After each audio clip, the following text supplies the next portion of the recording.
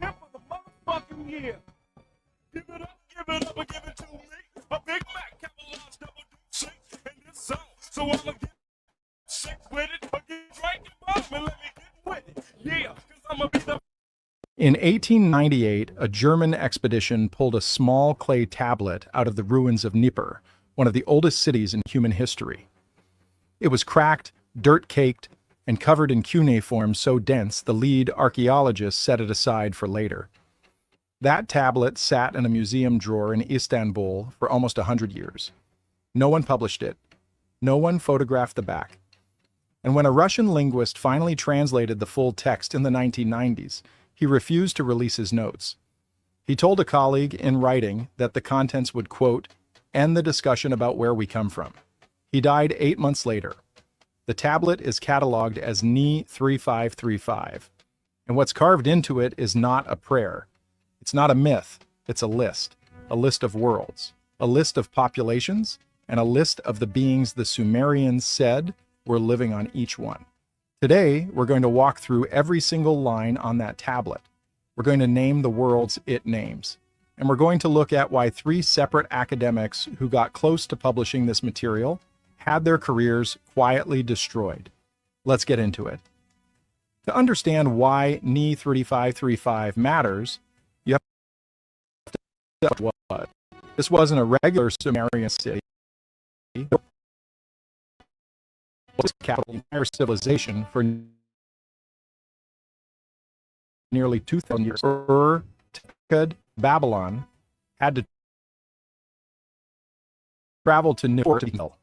It was their vacuum,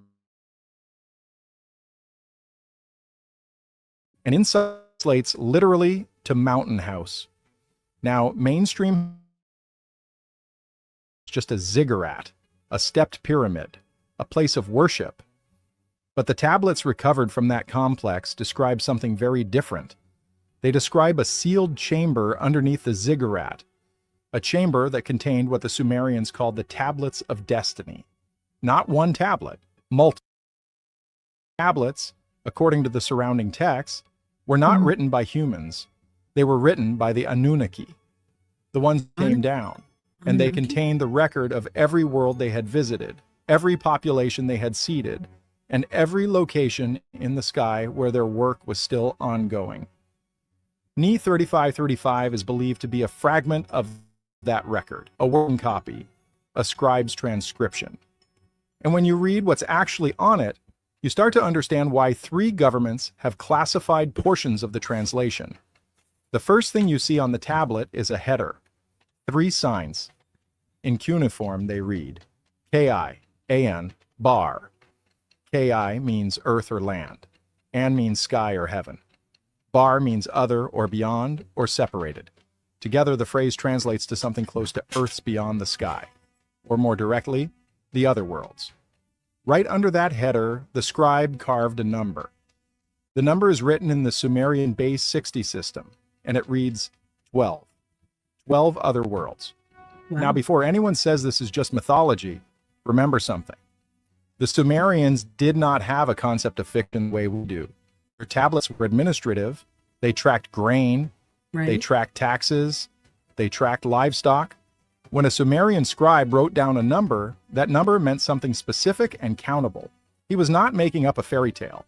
He was logging an inventory of 12 places. And then the tablet does something nobody expected them, by name, by position, and by population.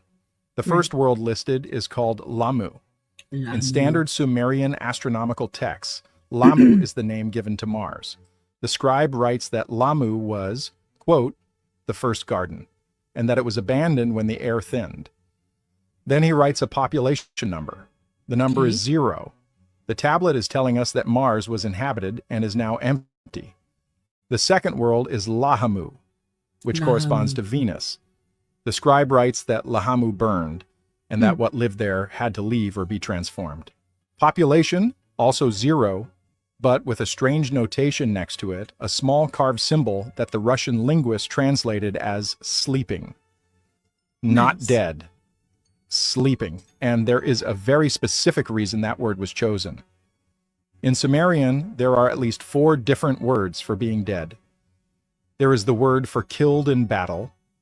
There is the word for died of sickness. There is the word for taken by the underworld. And there is the word for ended. Mother.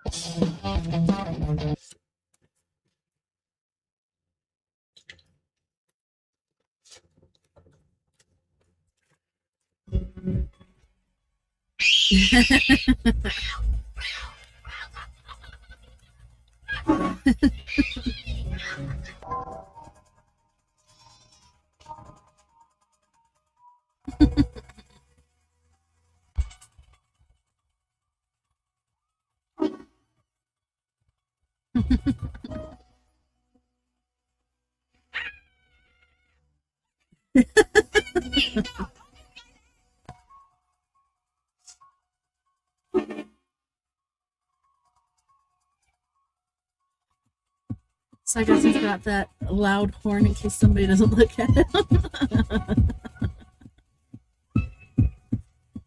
Mhm.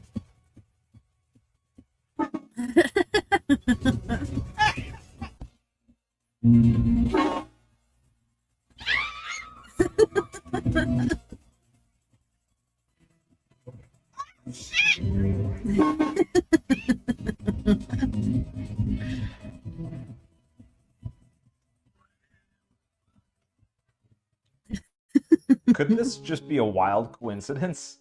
So just a week ago, I posted this video talking about the 9 different scientists that went missing or unalived in the last couple of years. Oh And my in the gosh. last week, since I posted this, 2 more have been added to that list.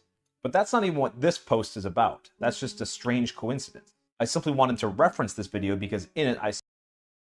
Oh, snap. Go back. Could this just be a wild coincidence? So just a week... I don't know if you guys heard about the 6 scientists that went to go scuba diving. One of them got ready to go down and everything, but she decided to stay on the boat. I don't know if she had one of those Final Destination freaking visions or what, but she's the only one that survived. week ago, I posted this stayed video behind. talking about the 9 different scientists that went missing or unalived in the last I was couple trying of to years. see when And he in the posted last this, but I week, can't since see. I posted this, 2 more have been added to that list. But that's not even what this post is about. That's just a strange coincidence. I simply wanted to reference this video because in it I speculated that the Artemis mission was actually a DART mission. And I have not heard anyone else say the same thing. Now that was a pretty bold claim at the time, but there's been a lot of scrutiny of this mission since then. Between the green screen interviews, the photo shoot that looks like it was probably made by AI, and an awkward moment where this astronaut seems to forget her lines, safe to say that this entire mission has gotten kind of weird. It got weird, didn't it? Yeah. I knew it. But this next knew connecting it. of dots is something I did not expect. November 24th, 2021, NASA launches DART, which is Double Asteroid Redirection Test. This is effectively throwing darts at asteroids with the intention of redirecting them. And this is what NASA loves doing. They love coming up with acronyms that relate to the mission itself. So throwing darts is a perfect metaphor to this actual mission. Interesting then that one of the scientists that worked on the DART missions is one of those that went missing. And Indeed. the laboratory responsible for developing this technology? Johns Hopkins Applied Physics Laboratory, which works in collaboration with NASA's Jet Propulsion Laboratory, which is completely tied to all these other scientists. It's not such a leap, then, that I'm coming to the conclusion that maybe all this stuff is linked. But wait, there's more. During the Wait, eclipses there's of more. October of 2023 and April of 2024, NASA launched the APEP missions. What does APEP stand for? Atmospheric perturbations around eclipse path. Mm-hmm. It's a weird freaking name. Almost like they came up with the acronym first and then just tried to wedge words in that would work with it. Because as we know, NASA loves their acronyms that have a double meaning. Do you know what Yes. the other meaning for APEP is? It's No. the other name for Apophis. And what's the asteroid that could possibly impact Earth in the near future? Apophis. In 2029, it comes really close, and then if it hits a keyhole, then potentially it could hit Earth in 2036. Now, scientists are saying that it's not going to, but I think they're lying. And they're lying There's always more. for reasons that I That's true. explain in other videos. You can go look those up. If Apophis did impact the world and it had global consequences, then the name suits the asteroid, because Apophis is the god of destruction. In the Bible, they call it wormwood. And this is where it gets crazy.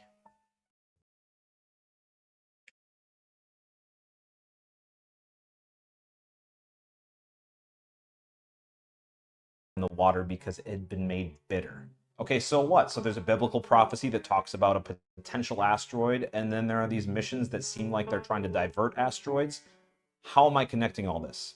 Do you know what the scientific name for wormwood is? I'm at a loss for words. You cannot make this shit up. Artemisia absinthium, Artemis. Think about it. Imagine that there's an imminent impact with Earth. Would NASA spend any of their time and resources on doing anything else beyond trying to stop that from happening? You never Of know. course not. But if all their missions told the public what was happening, you would have utter chaos. So they have to cover it up. And this Artemis 2 mission is so fake because it had nothing to do with bringing people around the moon. Yeah, It was a DART stupid. mission. That's my theory. I'm I'm sticking to it for now. What's my line And again? stick with me for more. There's a town in Alaska where more people go missing per capita than anywhere else in the United States. And the stories coming from Nome, Alaska are as disturbing as they are mysterious. But what is going on there? Why do so many people go missing under strange circumstances? Well, today I want to share with you some of those stories. And one of them you're going to want to stick around for. It was a Sunday night, August 10th, 2003. 18-year-old Timuri Tawarek and her roommate, 19-year-old Sonia Ivanov, went to a friend's house for a fun-packed night of beer and board games. The Arctic summer sun had finally set just before midnight, but Timuri and Sonia still had enough energy to burn, so they continued hanging out. At around 1 a.m., Timuri looked at the clock and realized that she had to be up for work in just 6 hours. Neither Timuri nor Sonia had cars. They got around Nome, their small Alaskan town, entirely on foot. And Timuri, realizing that she wouldn't be getting more than 5 hours of sleep, decided that she was just going to stay at her friend's place and crash there that night. But Sonia had Mondays off from work, so she wasn't really in any hurry. She decided she was just going to amble home on her own. So Timuri walked Sonia outside into the misty night rain, and after the two girls told each other, peace out, Sonia continued on her way down the street in the direction of their home. At around 5 a.m. that morning, Timuri returned to her apartment to get ready for work, and she noticed that Sonia's bed was empty. Now, Timuri racked her brain for why that might be, and she figured Sonia must have stopped at her friend's house and spent the night there, so she just got dressed and headed out to work. She figured that she would hear from Sonia later because she often called her during the day on her work line just to check in and chat. But Timuri didn't hear from Sonia at all that day. And this was not normal. These girls always checked in with each other. Even without cell phones, they just always knew where the other one was so that they could call the landline and just chat. Timuri did not feel good about this, so she began making calls to mutual friends to find out if anyone had seen her. No one had. That same morning, Timuri called the hospital where Sonia worked and learned that she never showed up for her shift there. She then phoned the Nome police to ask if maybe Sonia had... I just had to pause that for a minute to see if my sound is working. Looks like it is. Okay, we can continue. Been arrested for some reason and was being held, but no one named Sonia Ivanov or fitting her description was in custody. Where did Sonia go? Did she somehow make a wrong turn on the short walk back to her apartment, a walk that she had made many, many times before? Well, the truth is, Sonia had become part of a disturbing trend in Nome, a trend where people just vanish into thin air. And locals have been warning each other for a long time about this very thing. Now, Nome is a city at the edge of the world. It's etched into the Arctic coastline along the southern rim of Alaska's Seward Peninsula. It juts out into the icing Bering Sea. Nome is actually closer to Russia than to Anchorage, Alaska's largest city. And it's not for nothing that Nome's very name forms the first syllables of no man's land. Nome is a place isolated from the world beyond it. No roads connect to it from anywhere else. And if you open Google Maps and try to find driving directions to Nome, Google can't offer them. Nome can only be reached by plane or by boat or by dog sled. Everything about this place is harsh and unforgiving. Temperatures average just 5.6 degrees Fahrenheit in January, its coldest month, but they can drop as low as minus 50, which is a level of cold that most of us can't even understand. In summer, daylight in Nome lasts for 20 hours, while at the peak of winter, it's the total inverse. 20 hours of total darkness and what's known as polar night. The harsh environment is reflected in the city's architectural character, too. Many of the buildings are these stilted clapboard structures with a prefabricated look. They're just designed for maximum warmth and durability. And I had a friend named Barbie who lived with her great-grandma, Miss Mary, and I would go stay with them on the weekends, and Miss Mary would tell us scary stories about how her family's farm was cursed, and how people got hurt, went missing, and were even unalived in some of the weirdest ways on this farm. Miss Mary said that they built this little wooden house in the cornfield in the mid-1800s, and there were 16 siblings altogether. Her daddy finds a graveyard out in the field, he removes it and puts it somewhere else and plants corn there. Mom was disgusted and told him to put the graves back, but Dad refused because the crops did so good and he made a lot of money. After the first corn season is over, Mary begins to notice that her older sister Elizabeth is acting really weird. She quit school, she quit going to church, she stopped teaching Sunday school, she didn't want anything to do with her siblings. Her parents chalked it up to, look, she's 16 now, she's rebelling, that's what we all did, she'll get through it eventually. But Mary knew this was not just some act of rebellion. There was something wrong with her sister, but she didn't know what. So Mary and Elizabeth share a room with a third sibling, and when Mary wakes up around 2 a.m., she realizes that Elizabeth is gone and the window's wide open.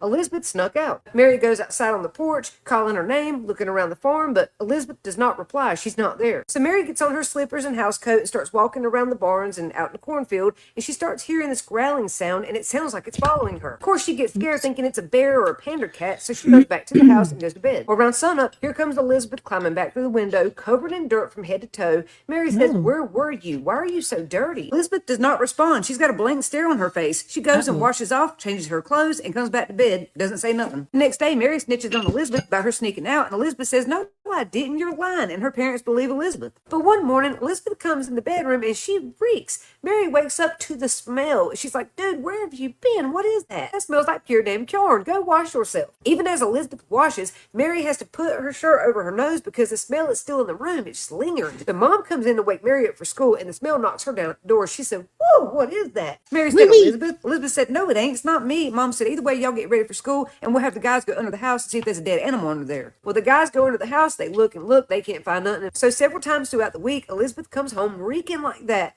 And Mary's like, all right, I've had enough. I don't know what she's doing. I'm going to follow her. Mary, she's sitting there wide awake under her cover, waiting on Elizabeth to sneak out the window, and she does. So Mary gets her slippers, and she follows behind her. They walk and walk for what seems like miles, and Mary's thinking, where the hell is she going? There's nothing out here. Until she sees this big-ass graveyard up ahead, and she thinks, I know Elizabeth is not going in the graveyard, but she did. She watches as Elizabeth walks up to this specific grave and sits down. Mary sees there's like a tunnel in the ground beside this grave. Elizabeth proceeds to take off her shoes and clothes, and then she watches Elizabeth army crawl down this tunnel head first. Now Mary's thinking that can't be so deep. She can't be going that far. So Mary walks up to the hole and says, Elizabeth, what are you doing? Come here. So Mary puts a stick in the hole to try to see how deep it is, and it's deep. So Mary gets down on her knees and puts her face to the hole and says, Elizabeth Maria Dodson, get back up here right now, this instant. You're scaring me. I'm going to tell Mom and Dad. And that's when Mary hears it. This deep, raspy voice mimicked Mary's voice and repeated what she said.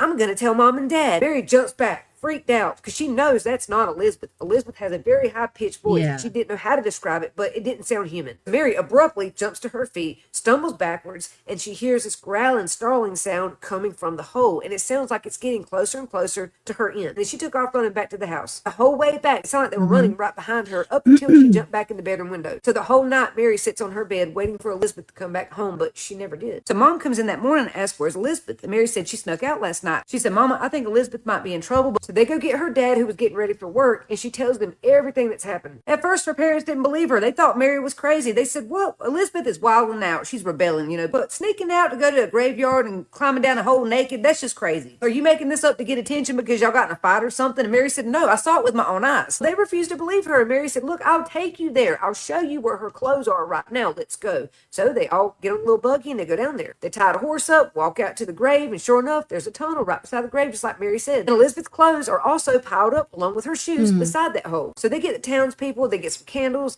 they get down in the hole, but they can only go so far because apparently this hole is really deep. It goes far past the grave. They keep dropping a rock on a string down to see how deep the hole is, but it never hits bottom. So they keep digging and digging until they finally hit something, and when they move the dirt back, they find Elizabeth's remains, and she looks bad. Something tore her apart. Wow. Her body was already decomposing, but there was still a look of fear on her face, like she died screaming, terrified. And they don't understand why she's decomposing like that, because she couldn't have been dead that long. They just saw her yesterday, but her body's decomposing like she's been dead for days. Mary starts to realize if that weren't Elizabeth who came home, then what was it? Who climbed through that window every night, slept in the same room as me? Did that? Was it demon, a shapeshifter, or what? The townspeople start talking about who was buried there, and it was a man named Edward. And what was so strange is that Edward's body was found in the same condition. He had the same look of terror on his face. His chest had been ripped open. He'd been torn apart as well, just like Elizabeth. So this whole thing was just really weird. So years later, Mary is now an adult, guilt-ridden. She stays drunk and angry all the time, and one night she decides she's going back to that graveyard. So she gets a shovel, a lantern, and her bottle of liquor, and she heads down to the graveyard all alone. And when she got there, the first thing she noticed was that tunnel was still there, Don't do that, wide Edgar. open beside Edward's grave. After all these years, so Mary fell face first down beside that hole and said, "I'm so sorry, Elizabeth. I should have gotten you help that first night you came back home. I knew something was wrong with you, and I did nothing to save you. I'm sorry." Mary's sitting there at the hole with a bottle of vodka when all of a sudden she hears Elizabeth's voice.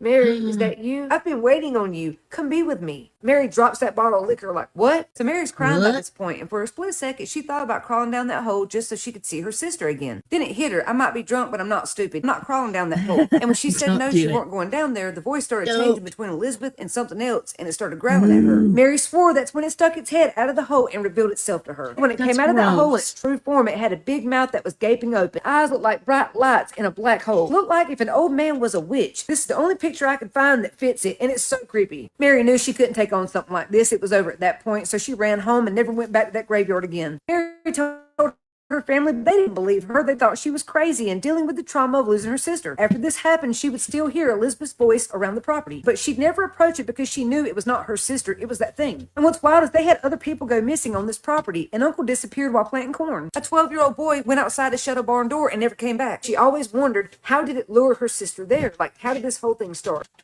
Two trailer park girls go round the outside, round Round the outside, round the outside. Created a monster because nobody wants to see Marshall no more. They want Shady. I'm chopped liver. Well, if you want Shady, this is what I'll give you. A little bit of weed mixed with some hard liquor. Some vodka that'll jumpstart my heart quicker than a shock when I get shocked at the hospital by the doctor. When I'm not cooperating. When I'm rocking the table while he's operating. Hey, you've waited this long. Now stop debating. Because I'm back. I'm on the rag and ovulating. I know that you've got a job, Miss Cheney, but your husband's heart problem's complicating. So the FCC won't let me be, or let me be me. So let me see. They try to shut me down on MTV, but it feels so empty without me. So come on and dip. Bum on your lips. Fuck that. Come on your lips and some on your tits. And get ready, because this shit's about to get heavy. I just settled all my lawsuits. Fuck you, Debbie. Now this looks like a job for me. So everybody just follow me. Because we need a little controversy. Because it feels so empty without me. Little hellions. Kids feeling rebellious. Embarrassed. Their parents still listen to Elvis. They start feeling like prisoners. Helpless. Till someone comes along on a mission and yells, bitch. A visionary. Vision is scary. Could start a revolution. Polluting the airwaves. A rebel. So just let me revel and bask in the fact that I got everyone kissing my ass. And it's a disaster. Such a catastrophe for you to see so damn much of my ass. You asked for me? Well, I'm back. Na. Fix your bent antenna.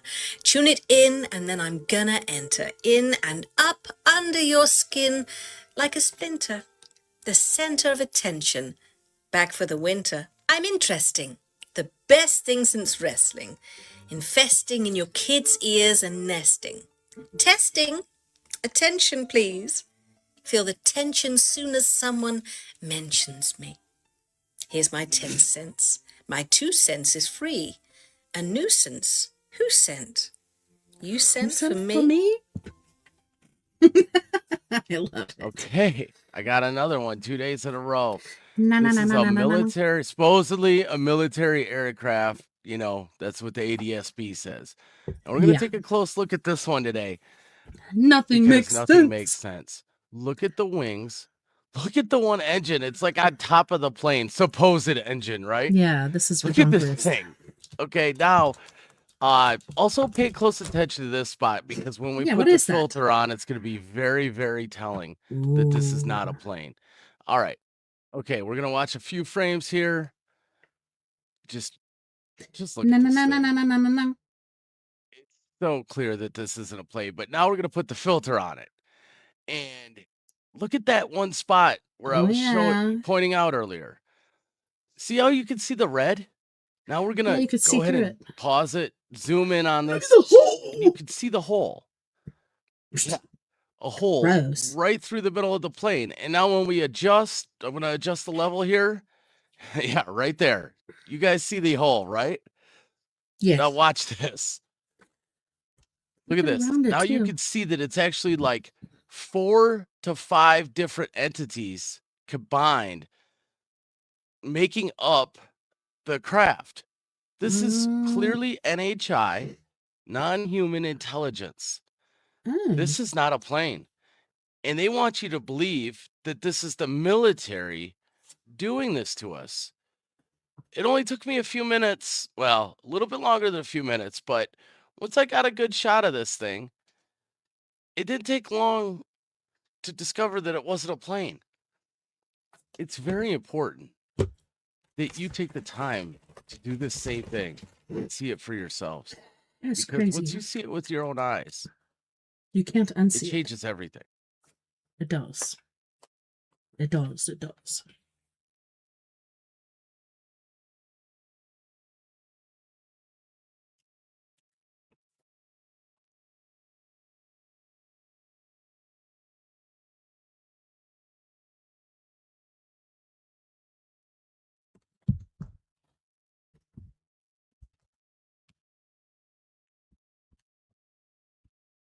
But my breath smell like dicky. And you didn't take the fucking. You drinking so quick. Cause she fucking can. She's thirsty, bitch. Did you just curse? No. Did you just curse? It sure sound like you said shit. Jeez. Oh. It's my boobies, motherfucker. You get me fucked up. They get you what? Fucked up. 5, 6, 7, 8, 9, 10. No, fuck it, brain 9, 10. Look at mom. See, Mommy. yeah. Fuck. Fuck. What? Fuck. Well, what? And fuck. You want the fork? The window to the wall until the sweat dripping down my bone. Do you see a monster truck anywhere around here? It's right behind you, you fucking ding dong. That's not that word, mommy. Yes, it is. No, it's take a fucking nap. I don't like this family. It's so fucking stupid. Can you say mommy? My bitch. My bitch. Mommy. Bitch. I'm your mother, not A bitch? Hit, and more. Shit. Shit. That's it. Yeah.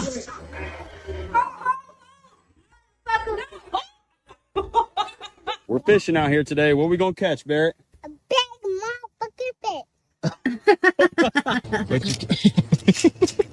I'm sick. I'm so sick of snow on this fucking street. Hey, y'all wanted the last piece of the puzzle, and I'm telling you, nobody's going to understand it, no one's going to hear it, and everybody's going to think I'm insane, but I'll give it to you because why the heck not? Because this is fun. We're all having fun. This is all entertainment purposes only, and these are just puzzle pieces that people like me like putting together. So saying that, what if I were to tell you that all of everything stems back to Esau of the Bible, the cursed twin brother of Jacob who became Israel? And I know how I sound crazy. I know I do. I know everyone's going to be like, there's no way. How are you going to do that? Yada, yada, yada. Every single one of them. I know what he's saying because I say so many things when I'm having conversations and I'm like, just gotta stop real quick and say, yes, I know I sound crazy, but the shit is true. I can prove it. The world's gone mad. Every single one of them, all the L's, they were all the descendants of the Amalek. Amalek is one of the sons or grandsons.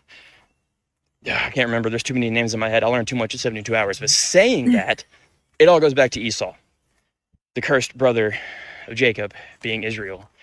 And everybody that says they are who they are aren't who they are. And the Catholic Church is at the heart of the reason Christianity is not what Christianity is supposed to be. And Jews aren't Jews. And the there's a difference between Jews and Israelites, eggs, and there's a reason that Jews speak Yiddish, and there's a reason that the person that translated the New Testament into Yiddish can be traced to Stan Lee. And there's a reason that everybody believes in this Carneal law, which is the law of karma, where they have to tell you exactly what they're doing, so they don't have bad karma upon them. Oh, wow. And there's a reason the Simpsons seem to always predict the future. It's because they're not predicting the future, they're writing it. And there's a reason that since Stan Lee can be traced all the way back to the first person that translated it into Yiddish, But I like Stan there's a Lee. reason Marvel is one of the biggest series of all He's time. very And there's cool. a reason the highest grossing movie of all time, not just a Marvel series, but of all time, highest grossing, is a movie called Endgame. Endgame is a funny name, by the way. But what if I were to tell you all you have to do to figure out the puzzle is flip the script? Just flip the script of Endgame, really of all the Avengers.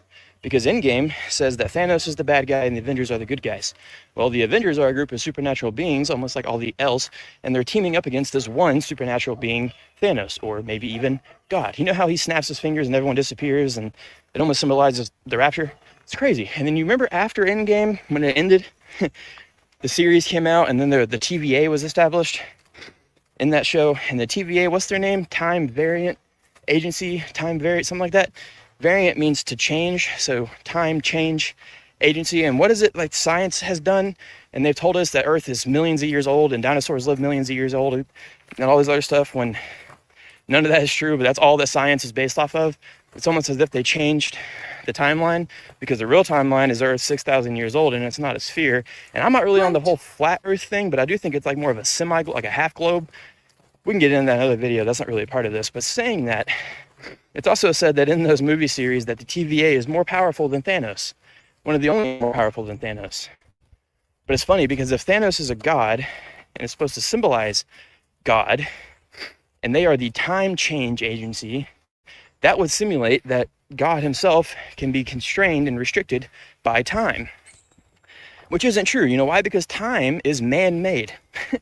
God didn't make time. He made day and night. Man made the clock. So if they think they can defeat God by changing time or switching timelines or doing other things to escape him, because he is coming back and they know that, that's what they're afraid of. But anyways, yeah, that's their loophole. That's their way out, is to try and change the time so they don't have to go. But newsflash, God isn't restrained by time because it was made by man.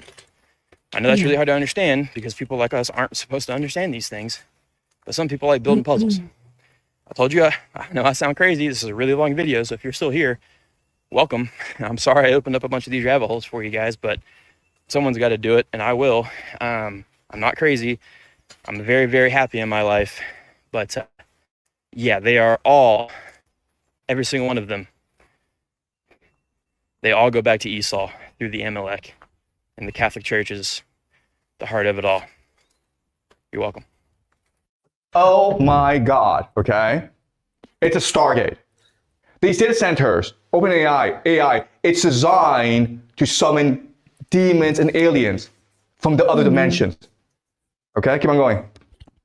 A former OpenAI executive said the portals currently exist in the United States and China. I told you guys, China and United States are working together on this, okay? Keep on going. And Sam has added one in the Middle East. He went on, I think it's just like widely important to get how scary that should be. It's the most reckless things that has been done.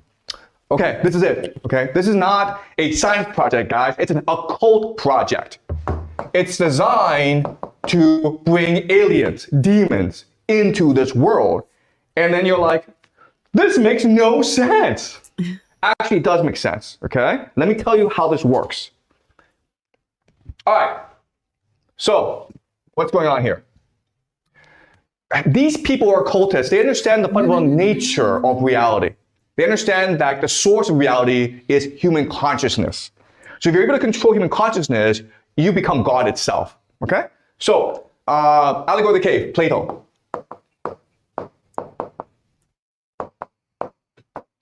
Okay, so we talked about this before, but I'll remind you.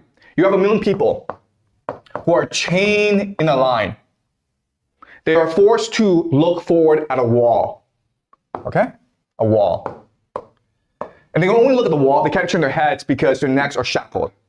Behind them is a great fire. And behind them are the elite, okay? Who they are, we don't know. And what they like to do is they like to take puppets, okay? And then reflect these puppets onto the wall, projecting from the fire.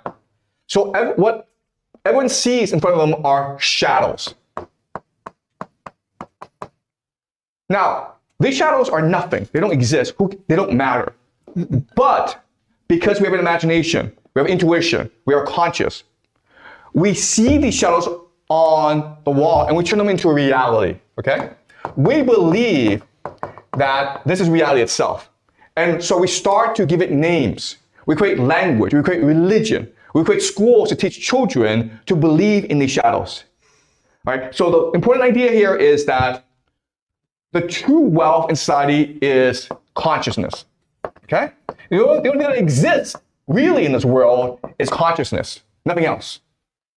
Power is the capacity to direct people's consciousness to create reality itself. All right? Now, there are different ways in which you can create reality. The first way, which is very common today, is called money, right? Money is fake. It doesn't exist. Our imagination, our consciousness makes it real. Okay? But guess what? It only has AI can replace money. So AI, it is not alive. But if we can get people's attention to focus on AI and believe it's real, it becomes God. And how can you do that? Well, money, you make money into something valuable when it's nothing by making it everything and nothing. Okay? By having money dominate the world. There's nowhere you can go without money. Okay? You would literally starve to death if you had no money. So you make money so pervasive, so dominant, that people are forced to rely on money. Well, the same situation with AI, where if you make data centers so common, you make AI such a common thing, and people rely on it, it becomes God itself. And how do you do that? Well, you have AI in schools. You have kids using AI all the time. You create AI girlfriends for people who are lonely. You make AI everything. And also, you make people believe that AI are demons or aliens. Yeah. What are you trying to do? Incite something? What are you trying to do with the phone right now? Holding it to your head like that. You got a trigger on that thing? You can't answer a question with a question. And you can't question my answer to your question. I love this guy. Why am I here? I'm here because I know everything. There's nothing you can ask me that I don't know. What is this? That's a circle. You see what I mean? I know everything. So what I'm doing here is I'm giving everybody nicknames that comes by here. What if I don't know them? Well, then your nickname would be the fun sponge. You know, because you soak up all the fun. Really? Yeah, really. You should put it on your license plate. Fun sponge. You're parked down in front of my street. Right Oh, yeah, here. this is your street? My house. Let's go. You're a real peach. Andale! I was wondering, how could there be 3 houses for sale on the same block? Now I know why. Give me a ticket for it. What are you doing? Me? I'm getting ready to ask you a question. For what? Like, how come your husband's not driving? I don't allow that. I heard about these type of relationships. Give me a signal if you need help. Oh, there is. You know why I hate him? No. You want to know why I hate him? No, thank you. You're a racist. Oh, sweetie, no. I've had more Japanese businessmen jammed in me than the Tokyo subway. Oh, no. Start writing those letters now, folks. Guess if she's such a racist, she wouldn't pick me. Well, sure I would. Out of a lineup. You know, these reality shows are all the same. The brother always gets kicked off. Oh, that's not true. Not on Cops. You people are all over that show. You know what? Sorry, I don't think this is gonna work out. You see, Santa doesn't like people who are Jewish. And do you know why? No. Because your people killed Jesus. Sorry, bye-bye. Everyone knows that Jesus was Jewish and the Romans Deck the crucified halls with him. boughs of holly. You La la la la la. He just smiled and gave me a Vegemite sandwich. And he said, "What's funny is that they didn't just build the cage; they made you buy it."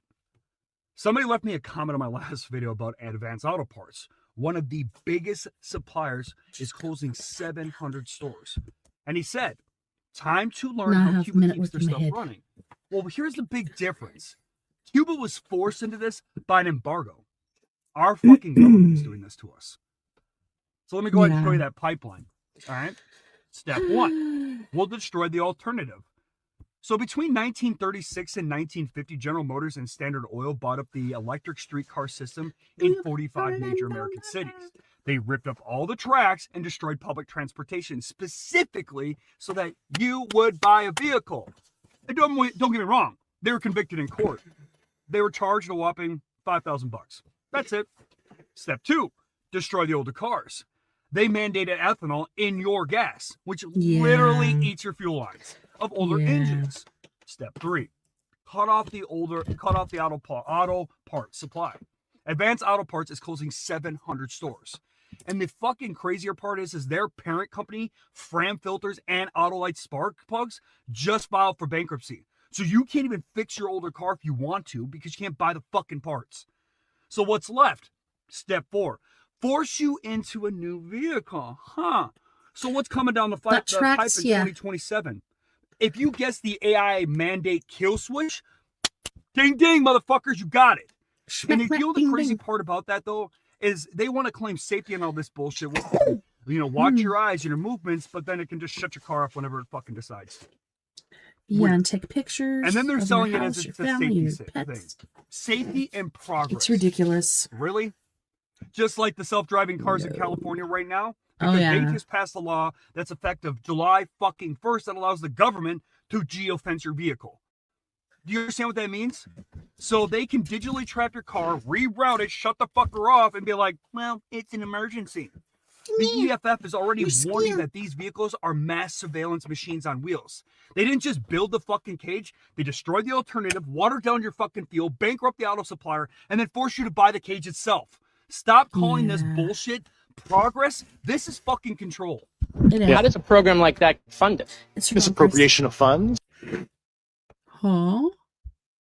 Does that mean that there is money in the budget that is set to go to a program, but it doesn't, and it goes to something else? Yes, I have specific knowledge of that. Yep. Mr. Graves and Fravor, in the event that your encounters had become hostile, would you have had the capability to defend yourself? Absolutely not, sir. No. What we experienced was well beyond the material science and the capabilities that we had at the time, that we have currently, or that we're going to have in the next 10 to 20 years. We have nothing that can stop in midair and go the other direction, nor do we have anything that can, like in our situation, come down from space, hang out for 3 hours, and go back up. Is it possible that these UAPs would be probing our capabilities? Yes or no, Mr. Graves? Yes. Yeah. Rush? Yes, definitely. Do you have any personal knowledge of people who have been harmed or injured in efforts to cover up or conceal these extraterrestrial technology? Yes. Personally. Anyone been murdered that you would think that you know of? I have to be careful. I directed people with that knowledge to the appropriate authorities. There clearly yes, is a threat to the national security of the United States of America. Brave witnesses here. They took an oath to uphold the Constitution of the United States, and dadgummit, they're doing it. And we owe them a debt of gratitude.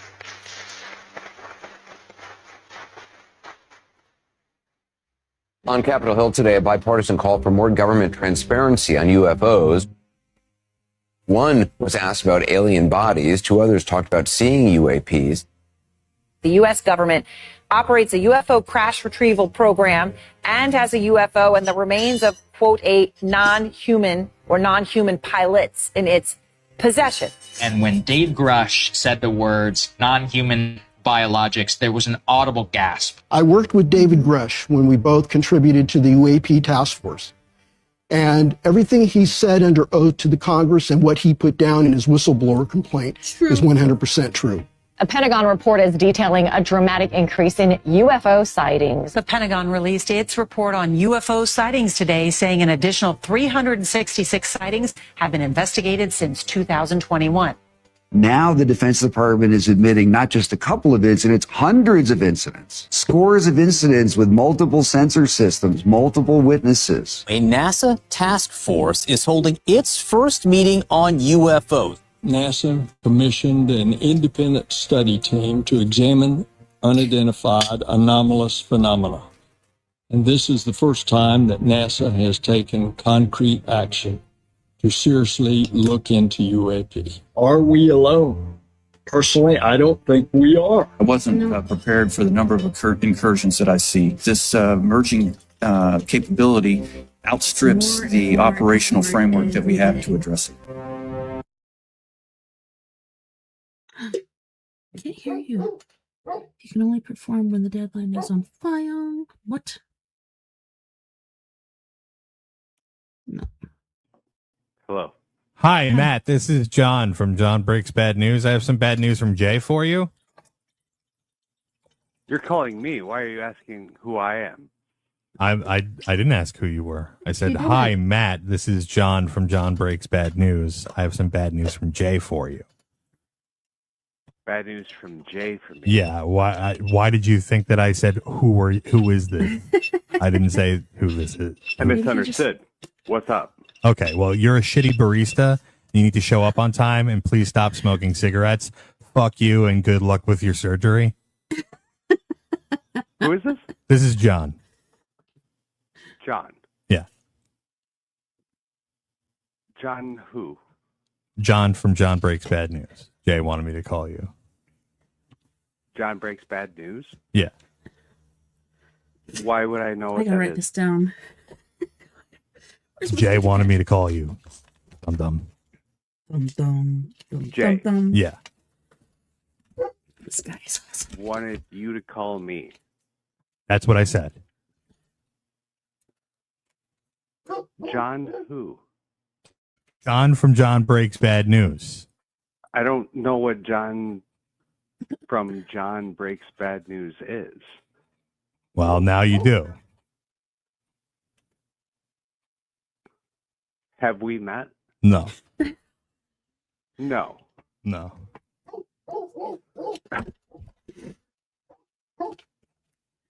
I can tell you're a fucking terrible barista. You don't know like anything. You have no idea what's going on right now, do you? Not from you. What do you mean not from me? What does that mean? I don't know what you're talking about.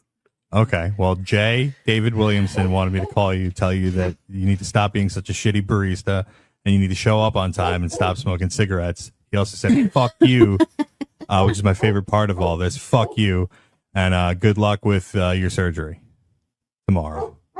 Yeah. Did he pay you to do this? Yeah. Oh my god.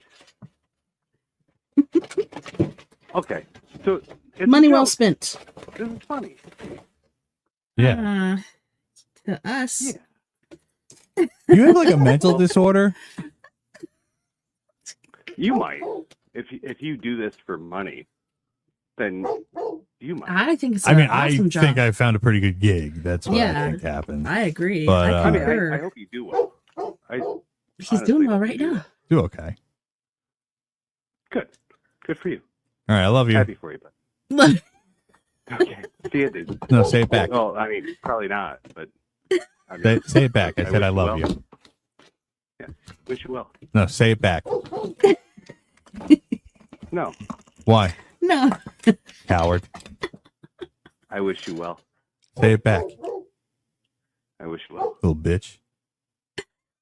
I wish you well. I love you. I love you. Bye.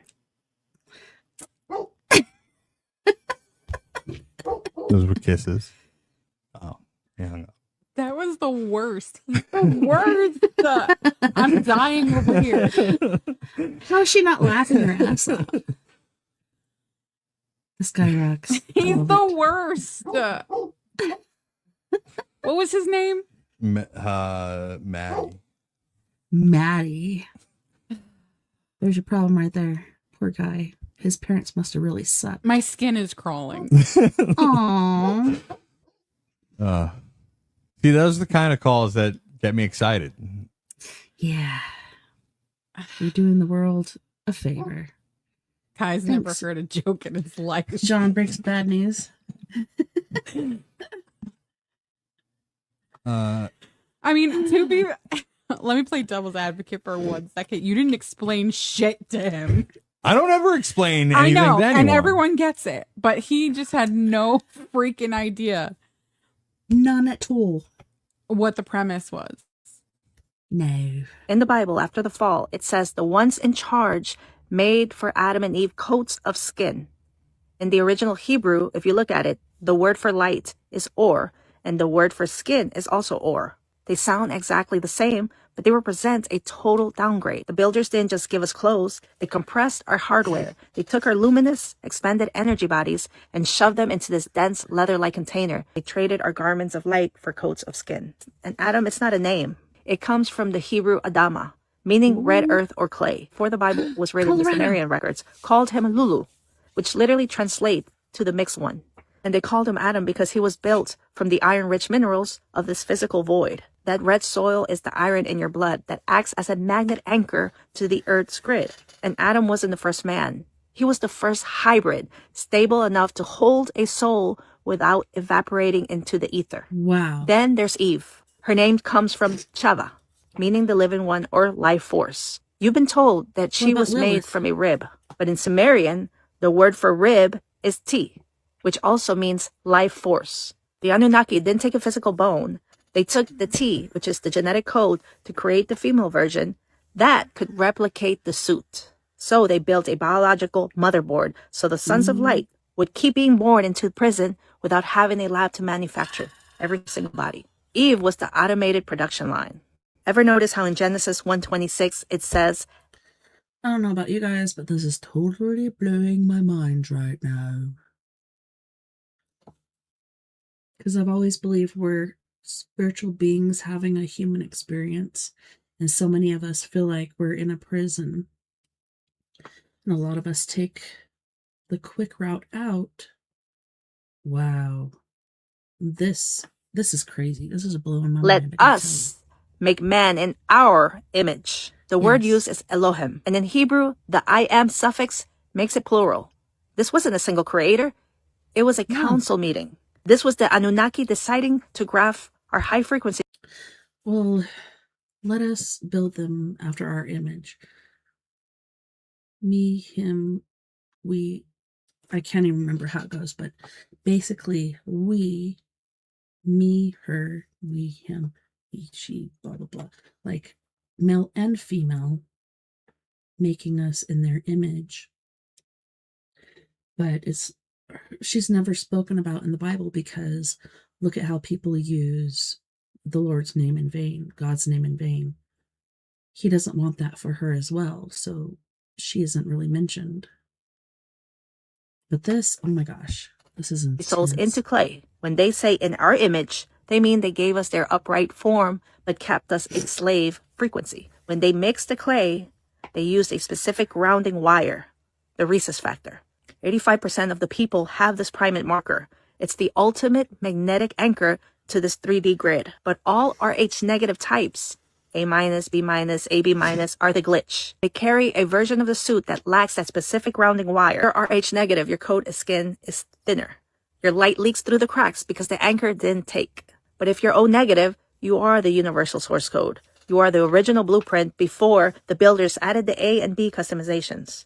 You aren't just unanchored. You are the raw electricity of the source. Genesis isn't a fairy tale about a garden.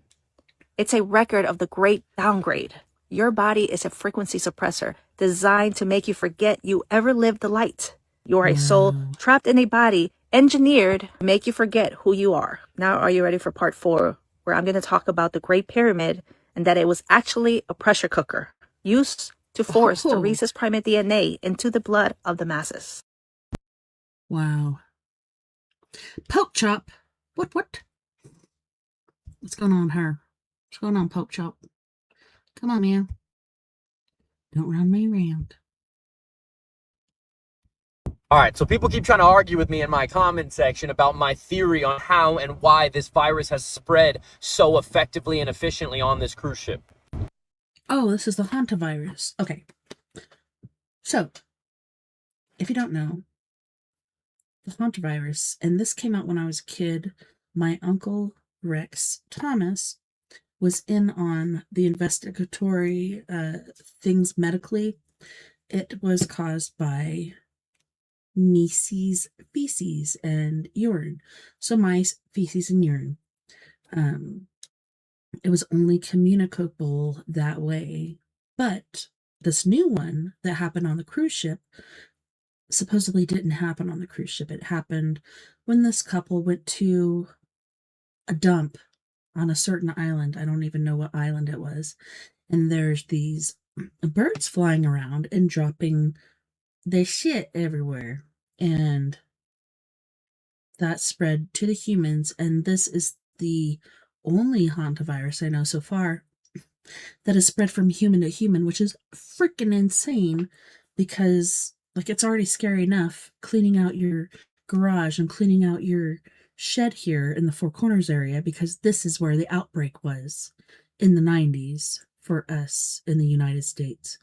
For me to hear that there's several different variants of it really blows my mind. My theory is a theory, just like the theory being presented by the WHO and the CDC. Like a hypothesis? A theory. Until they can show me a rat or rat excrement that can be traced back to the original infected patient 0 in this particular outbreak, I will not accept any theory as fact. Especially one as unlikely as rodent excrement sitting on the... And also, did you guys hear? Let me get back over here. Not only did this hantavirus kick off on a fucking cruise ship, but so did the norovirus. And this virus is way, way, way scarier than the hantavirus. They're all scary, but... And these were around the same time, too. What a perfect place. Okay, before planes and other places like that. On a freaking cruise ship. How many thousands of people are on cruise ships? And then they're letting people fly home to different places, just like with COVID-19, the coronavirus. Oh my gosh. Oh, the world's gone mad. Don't be scared. It's all going to be okay. We're all going to be okay. The ground, somehow managing to aerosolize itself enough that it was inhaled deep into the lungs in a viral load level high enough to cause an infection in a bystander hundreds of yards away. Do you see how fucking ridiculous that sounds? Yes. Because it is. Does nobody work at this fucking landfill? No employees? How have none of them gotten this before? Exactly. The tour guide that brought the people there. How did he know about the spot if he had not been there before? Why has he not been sick? Yeah. Because this shit didn't come from a landfill. Nope. Also, everyone keeps wanting to quote the CDC and saying this virus does not transmit effectively. You realize what their number one priority is, right? It is not to save you. It is to stop you from panicking. We have one case study of this virus. One. Everyone keeps commenting, hantavirus happens all the time. It happens in America every year. No, it fucking doesn't. Not this strain. No. We have 2 instances of the Andes strain of hantavirus ever being seen. And he's right. It's not this strain. Like, people, aka scientists and other people, are taking this into different laboratories and they're doing BSery with it. Mutating it, etc., etc. Like, they're doing the shit all the time. I don't know if you guys know, but this year with ticks, be very aware. Protect yourself, especially if you love to eat meat, because there's a new virus that is being spread by ticks. And this one, if you're bit by this tick, instead of getting the general virus you would get from a tick, now it's giving you a virus where you can never ever eat meat again. I think they all want us to get bit by this because we don't have all the animals to feed us, and the labs are overwhelmed with making meat for us, which is super disgusting and just churned my stomach. But their main thing is to deplete population, and they're using every freaking effort they can, as well as taking out alarms and such for tornadoes, etc., etc. Different storms and stuff going on. I believe in the United States, but it could be all over the world. I don't know about that. Let me know in the comments, please, because this is crazy. Inhumans on the fucking planet. So no, they're wrong. We don't know shit. We have only ever had 39 people catch this shit before. They don't know what they're talking about. You know how many people we had with COVID and COVID-related viruses and health condition complications before they even came out with any sort of treatment whatsoever? Coronaviruses have been around for a very long time. COVID-19 had not. They just keep messing with it, manipulating it. So then it will attack us and affect us more fiercely than it ever has before. Like, they're taking these things, they're mutating it, they're putting DNA proteins inside of these diseases or vaccinations. It's insane. Like, it's insane. It's so crazy. I still have not taken the coronavirus vaccination. Fuck that. No. I believe in science. I believe in the scientific method and the way they did it. Reckless. No, I'm not going to put that in my body. And then the more I hear about things going on in the UK, all over the freaking world, where they can't even embalm people because they have this rubbery sort of shit going on in their veins. Like, they got to pull them out, and they're like elastic sort of plugs going on in their veins where they can even insert the formaldehyde and shit when they're embalming a body. It's disgusting. It's freaking disgusting. Sorry, guys. I just had to get that off my chest. Immediately got a huge sample size. Hundreds of thousands of people started to get it. Less than 50 people have ever got this virus before, bro. Where is their data coming from? Yeah. Out of their ass. Out of thin air. There is out of their laboratories. A metric in virology and epidemiology called an R naught. Okay, an R naught is a capital R with a small zero next to it. The R naught represents the average number one infected individual could infect over the course of their infectious period. Okay, they're throwing out an R naught number of 2.2. We have had 40 people ever get this. One guy got it in 2018 in a small village, a small town in Argentina. He then infected over the course of the next few weeks 39 people. 39 people with all of their infections traced back to one person. Oh, but it doesn't spread easily. One of the initial 6 infected, okay, 4 of them sat at a dinner table with him for a birthday celebration. One of them walked past him going to the bathroom. He didn't kiss any of them. Didn't sleep with any of them. He ate dinner with 4 of them, and one of them walked past him to take a leak. Supposedly, there has now been a passenger from the plane flight out of Johannesburg who has now tested positive in a different country. There is also some rumor. Yeah, and not everybody goes to the hospital or the doctor's office. Somebody could, or several people can die at home because they're so hard-headed. They don't want to go to the doctor. It's just a flu or something like that. I'll just deal with it. I'll walk it off. It spreads and spreads and spreads and spreads. Walking past somebody in the hallway.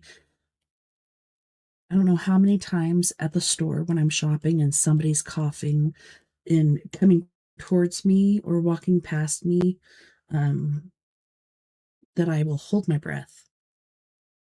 I've caught myself holding my breath before then, as far as like, since COVID, I will catch myself holding my breath. But if somebody's coughing around me or coughing walking towards me, I will hold my breath as long as I can and walk through it and get past it as far as I can so I don't get infected. I think it's worked so far. I did get COVID once before they said it was a thing, once after. The second time was worse than the first time, I believe. Luckily, I had protein shakes beside my bed because I could not leave bed for quite a few days. Some rumors and reports saying one of the pilots on the plane has now tested positive. So I would like you to tell me how a little old lady sitting in a window seat was able to infect numerous passengers on the plane. And the pilot. Okay, so when you're on an airplane, the air is circulated. Are there filters? Probably, but how dirty are they? Or are they replaced often? The air is circulated. That pilot, how many flights did he fly after he was infected? And when you are first infected, you are, in fact, a carrier of this disease. So I believe you can give it off before you even know you have it. You could spread it. They're very smart. When she didn't touch any of them. When one of them was behind a locked cockpit. Everyone keeps wanting to say, I don't know shit. Well, neither does the CDC, who just had almost all of their funding cut. Neither does the WHO, who lost their most major contributor economically this year, the US. They don't know shit. Go ahead. Tell me how my theory's wrong. I just have to say they do, and this is working in their benefit the way they want it to. It's perfect, working perfectly. Here we are with John Breaks Bad News again. Hello. I got some absolute... Hi, is this Bruce? This is Bruce. Hi, Bruce. This is John from John Breaks Bad News. I have some bad news from somebody who would like to remain anonymous. You are a very miserable person, and you make everyone around you miserable, too, because you can't stand to see people happy, let alone doing better in life than you. You treat your wife and daughter like shit, and they're both scared to stand up to you. You also treat your mother like shit, almost like you have zero respect for women. No one wants to hear you bitch and complain about how your life is, and how no one has it harder than you in life. Bailey? You're not a 20-year-old gangbanger from Compton. You're a 45-year-old loser who blames everyone else. That Liz got put up. This is something Liz got put up. Honest to fuck. What? This is something Liz got put up. That was just someone calling me. No. And I treat you like shit. I treat my daughter like shit. Who's that? All right. How do they know? I mean, who's that? Oh yeah. Hello? Hello? Of course. Who are you? Of course she's going to say, no. What? Who? What? When you're in an abusive relationship, whether it's your brother, your dad, your husband, your boyfriend, whoever, you will deny. Even if you told that person personally what the issue was, if it comes up and they say, you said it, you're going to fucking deny it till you're blue in the face. Because you don't want to get the refraction off that. You don't sound like Bruce. Who are you? This ain't Bruce. Hi. Who is this? I'm John. Who the fuck's John? Oh, I'm John from John Breaks Bad News, and I had some bad news from somebody who would like to remain anonymous for Bruce, and I told him it, and he seems like he's got you on to like yell at me now. So go ahead. It's your turn. Who is this? My name's John. He just said. John who? Like John Breaks Bad News. Breaks Bad News. Someone that is? I explained this already. God dang, people don't listen. They explained, yeah. Explain that again. Oh, somebody hired me to call Bruce and tell him that he's a miserable person and he makes everyone around him miserable because he can't stand to see people happy or doing better in life than him, and that he treats his wife and daughter like shit. What? Go ahead. Why are you making this phone call? Oh, because somebody paid me to call Bruce and tell him that he's miserable. How much did they pay you? I don't know. Probably like 10, 20 bucks. Yeah, probably some rich bitch, right? 10, 20 bucks, bitch. I don't know. Hey, buddy, don't fuck with me. Oh Okay, no! John? He's drunk already. And What happens if I fuck with you? I don't give a fuck. I don't give a fuck about you. What happens if I fuck with you? Don't bother me. You don't bother me. Say what you want. Whatever. If you think that's gonna, if you think you're something, you're something, right? Come visit me. Come visit me. Where are you at? I'll come. Come visit me, bud. Where are you at? Serious? Do you not have anything else better to do with your fucking life? No. For a fucking couple bucks? Are you that miserable? No, no one paid him. That's Liz, and I'll make sure the old man knows that Liz put someone up to call in. That's fine. That's fine. All good. All good. All right. Well, I love you. You're a fucking disrespectful cunt. You just fucking call people up and fucking say that shit. Grr. I'm mad too. I feel like calling someone You're pretty mad. disrespectful. Hey, I don't know. Did you guys know that back in the day, cunt was actually a term of endearment? So something you'd call one of your good friends. If you didn't know, now you know. Tell me who you are. Tell me who you are. I'm John. No.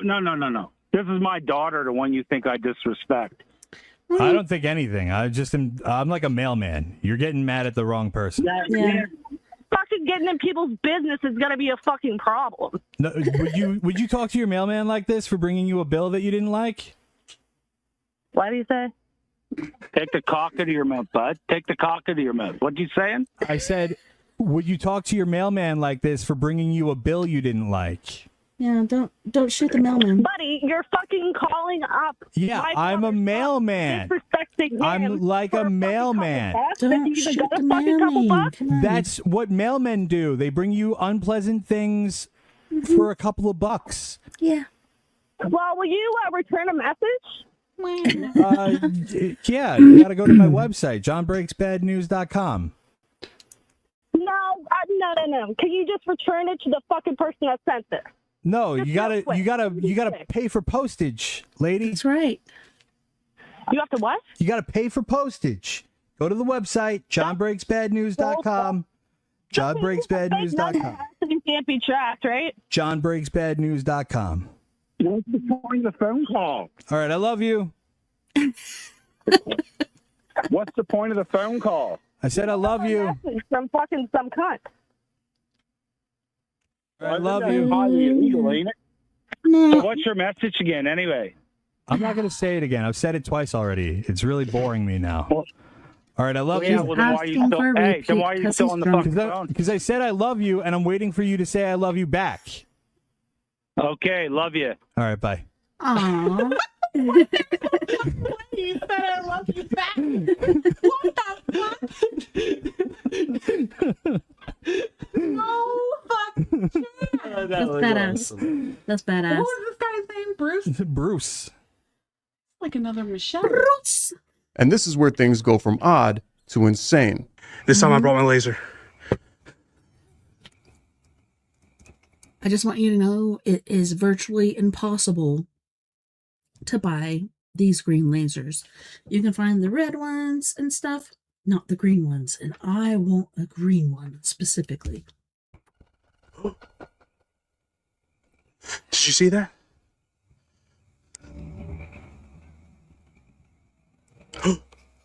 That thing is huge. Dude, Look at the size of it. When the beam hits the object, something it's huge. becomes visible. It could be its force field. Dude, there's something like around it. Yeah, it's a force field. That's what it looks like. No drone does that. No drone does that. It's literally like invisible or see-through. And it's like, it's round. It's the force field. I slowed this footage down, increased the exposure slightly, just enhancing it, not adding or changing anything to showcase what this object may be.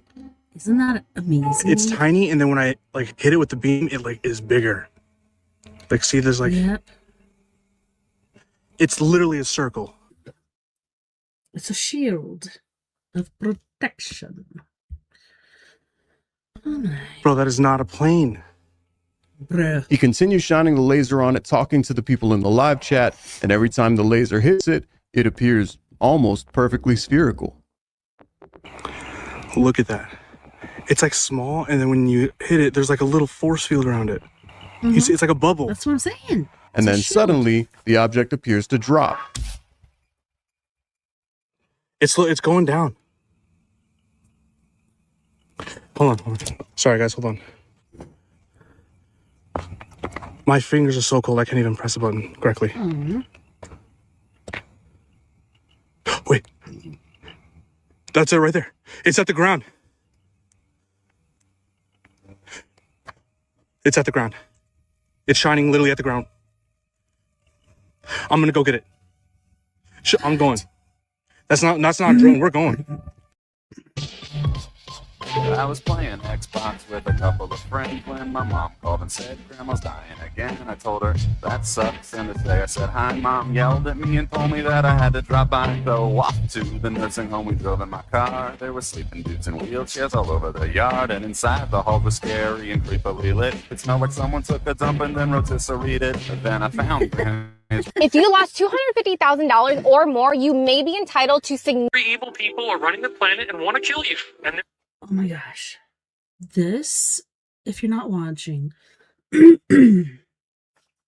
is David Wilcock, one of the 25 that I discovered through my research of scientists and such that have been taken out by, I want to say, the GVT government, but it could be people behind the scenes.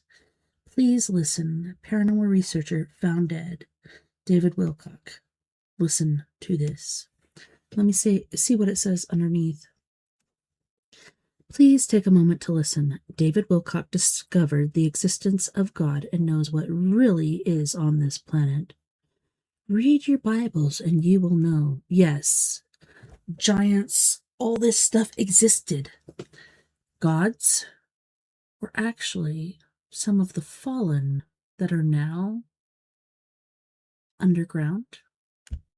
they're trying to do that, and they're aggressively pursuing this goal right now. There are two lines of reality in the world. In one reality, you are believing everything that they tell you, and you can't understand why things are so crazy. Those people who want to live in that denial, they are being battered by experience, they are being battered by information, they are being battered by consciousness, and they are seeing all of these things come in to their reality, whether they like it or not. Those of us in the truth community say, we don't understand why people can't conceptualize such simple things. This is simple information. Why can't you understand something that's so... You know what it is?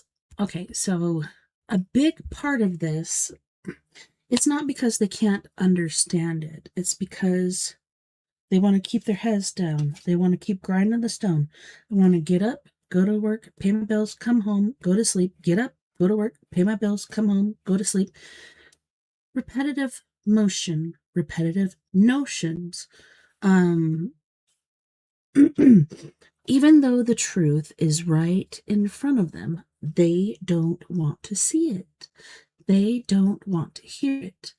And anybody who tries to show or tell them anything is a loony fucking tune, because they just want to be a sheeple. They just want to stay on track. They just want to do what they were born to do by government standards. It's really sad, especially when it's family or friends that you're trying to show knowledge to or share information with, and pull the curtain from before their eyes. They don't want to see it. They don't want to hear it. It's intense and sad, and it really is happening. But there are those of us that are awakened, and every year there are more people being born that are more and more and more awakened. It's happening. It's intense. It's amazing, but very sad. Hopefully, people will start waking up, especially, are you going to work just to pay to go to work? Because that's how it's working now. You go to work, you work so many hours, you go home, then you got to fill your gas tank to go back to work. And basically, what you're paying in gas now, and for food that you can barely get full on, and you can barely pay your bills. People are becoming homeless every day. And people have thought of them as drug addicts and such. Oh, well, they're homeless because they made that choice. They decided to use drugs above all. No, it's not true. This is what our government has done to us, and this is what they have been doing to us for quite some time. And they're counting on us to be sheeple and to believe that bullshit, but it ain't true. I gotta tell you. Easy. Please try to have more compassion for these people who are suffering. I totally Understand agree. that it has nothing to do with the simplicity of the concept. The concept is very simple. Very evil people are running the planet and want to kill you, and they're trying to do that. And they're aggressively pursuing this goal right now. This dude also proved God is real. And I wish Sammy Soup would quit talking over him because I want to hear what he's saying. But you could say it's our government, which is part of it, but it's mainly the elites, the social elites that have been around for fucking ever, even before America was a thing. They've been running the show. And say, well, I don't believe this, and it makes me scared, and it makes me feel unsafe. But hypothetically, theoretically, maybe perhaps, just in case, what if it's real? Your imagination is the awakening that you are in a hero's journey, that there is a huge villain, and you better get off your ass and fight him before he kills you. That's what's so hard to understand. The alchemy of the galaxy, the alchemy of Jesus Christ, is that you will become like him. John 14:12. As I do these things, so shall you do them, and greater things. Amen. So we're looking at the possibility of liberating ourselves from the suffering that so many people have. It ultimately comes with the understanding that you cannot die. You cannot die. You are not threatened by anything. You have nothing to worry about. And this whole entire world, as traditional as it seems to be, is actually a reality construct. It's not real. It's an illusory reality. That's the awakening. That's why people have a hard time seeing something that, oh, it's so simple. Why can't they see it? It's such an easy thing to understand. No, it's a paradigm shift. It's coming to realize that everything you ever thought was true in your life is a freaking lie. You were lied to about every single thing. There are satanic communities where everybody's in on it, and they have mind control where you don't know they did anything, and they do it so well that you can't remember that they did anything. And they control us by frequency. It's been used a lot more than I thought, and so many victims are not aware that anything ever even happened to them. I have a personal stake in getting rid of these things because they abused me, and I am not happy about it. And if you think this is fake and you want to laugh at me, if you think that I'm making up abuse memories and that this shit didn't really happen to me, I believe you. And this is why he's gone, y'all. Halloween, year 2000, story time. That Halloween, I was 15, so we paint our faces and get dressed up, and then all of us decide to walk down to the graveyard. Now, this graveyard is located down a long dirt road, and I mean, it's long, and it's fucking scary at night. Now, I did not want to go to this graveyard because it was my family cemetery, and I knew a lot of bad people was buried there, but I didn't want to be a dork in front of my friends. Yeah, and I can pick up what she's putting down. I gotta tell you. My mom's cemetery, where she was buried in 84. When I first saw it, I was 6, I believe, and it was just so ethereal and weird and everything. Then I moved from Arkansas to Washington State, then Colorado, where I am now, because my dad took my mom's death so hard and could not pull himself out of the stank he was in. So he was working, but he was also basically drinking and drugging and doing all that other stuff. And so he couldn't take care of me and my brother. Anywho's. So we move around everything. I don't get to go back to see my mom's grave until when I'm like 16 or so. I get to go back there.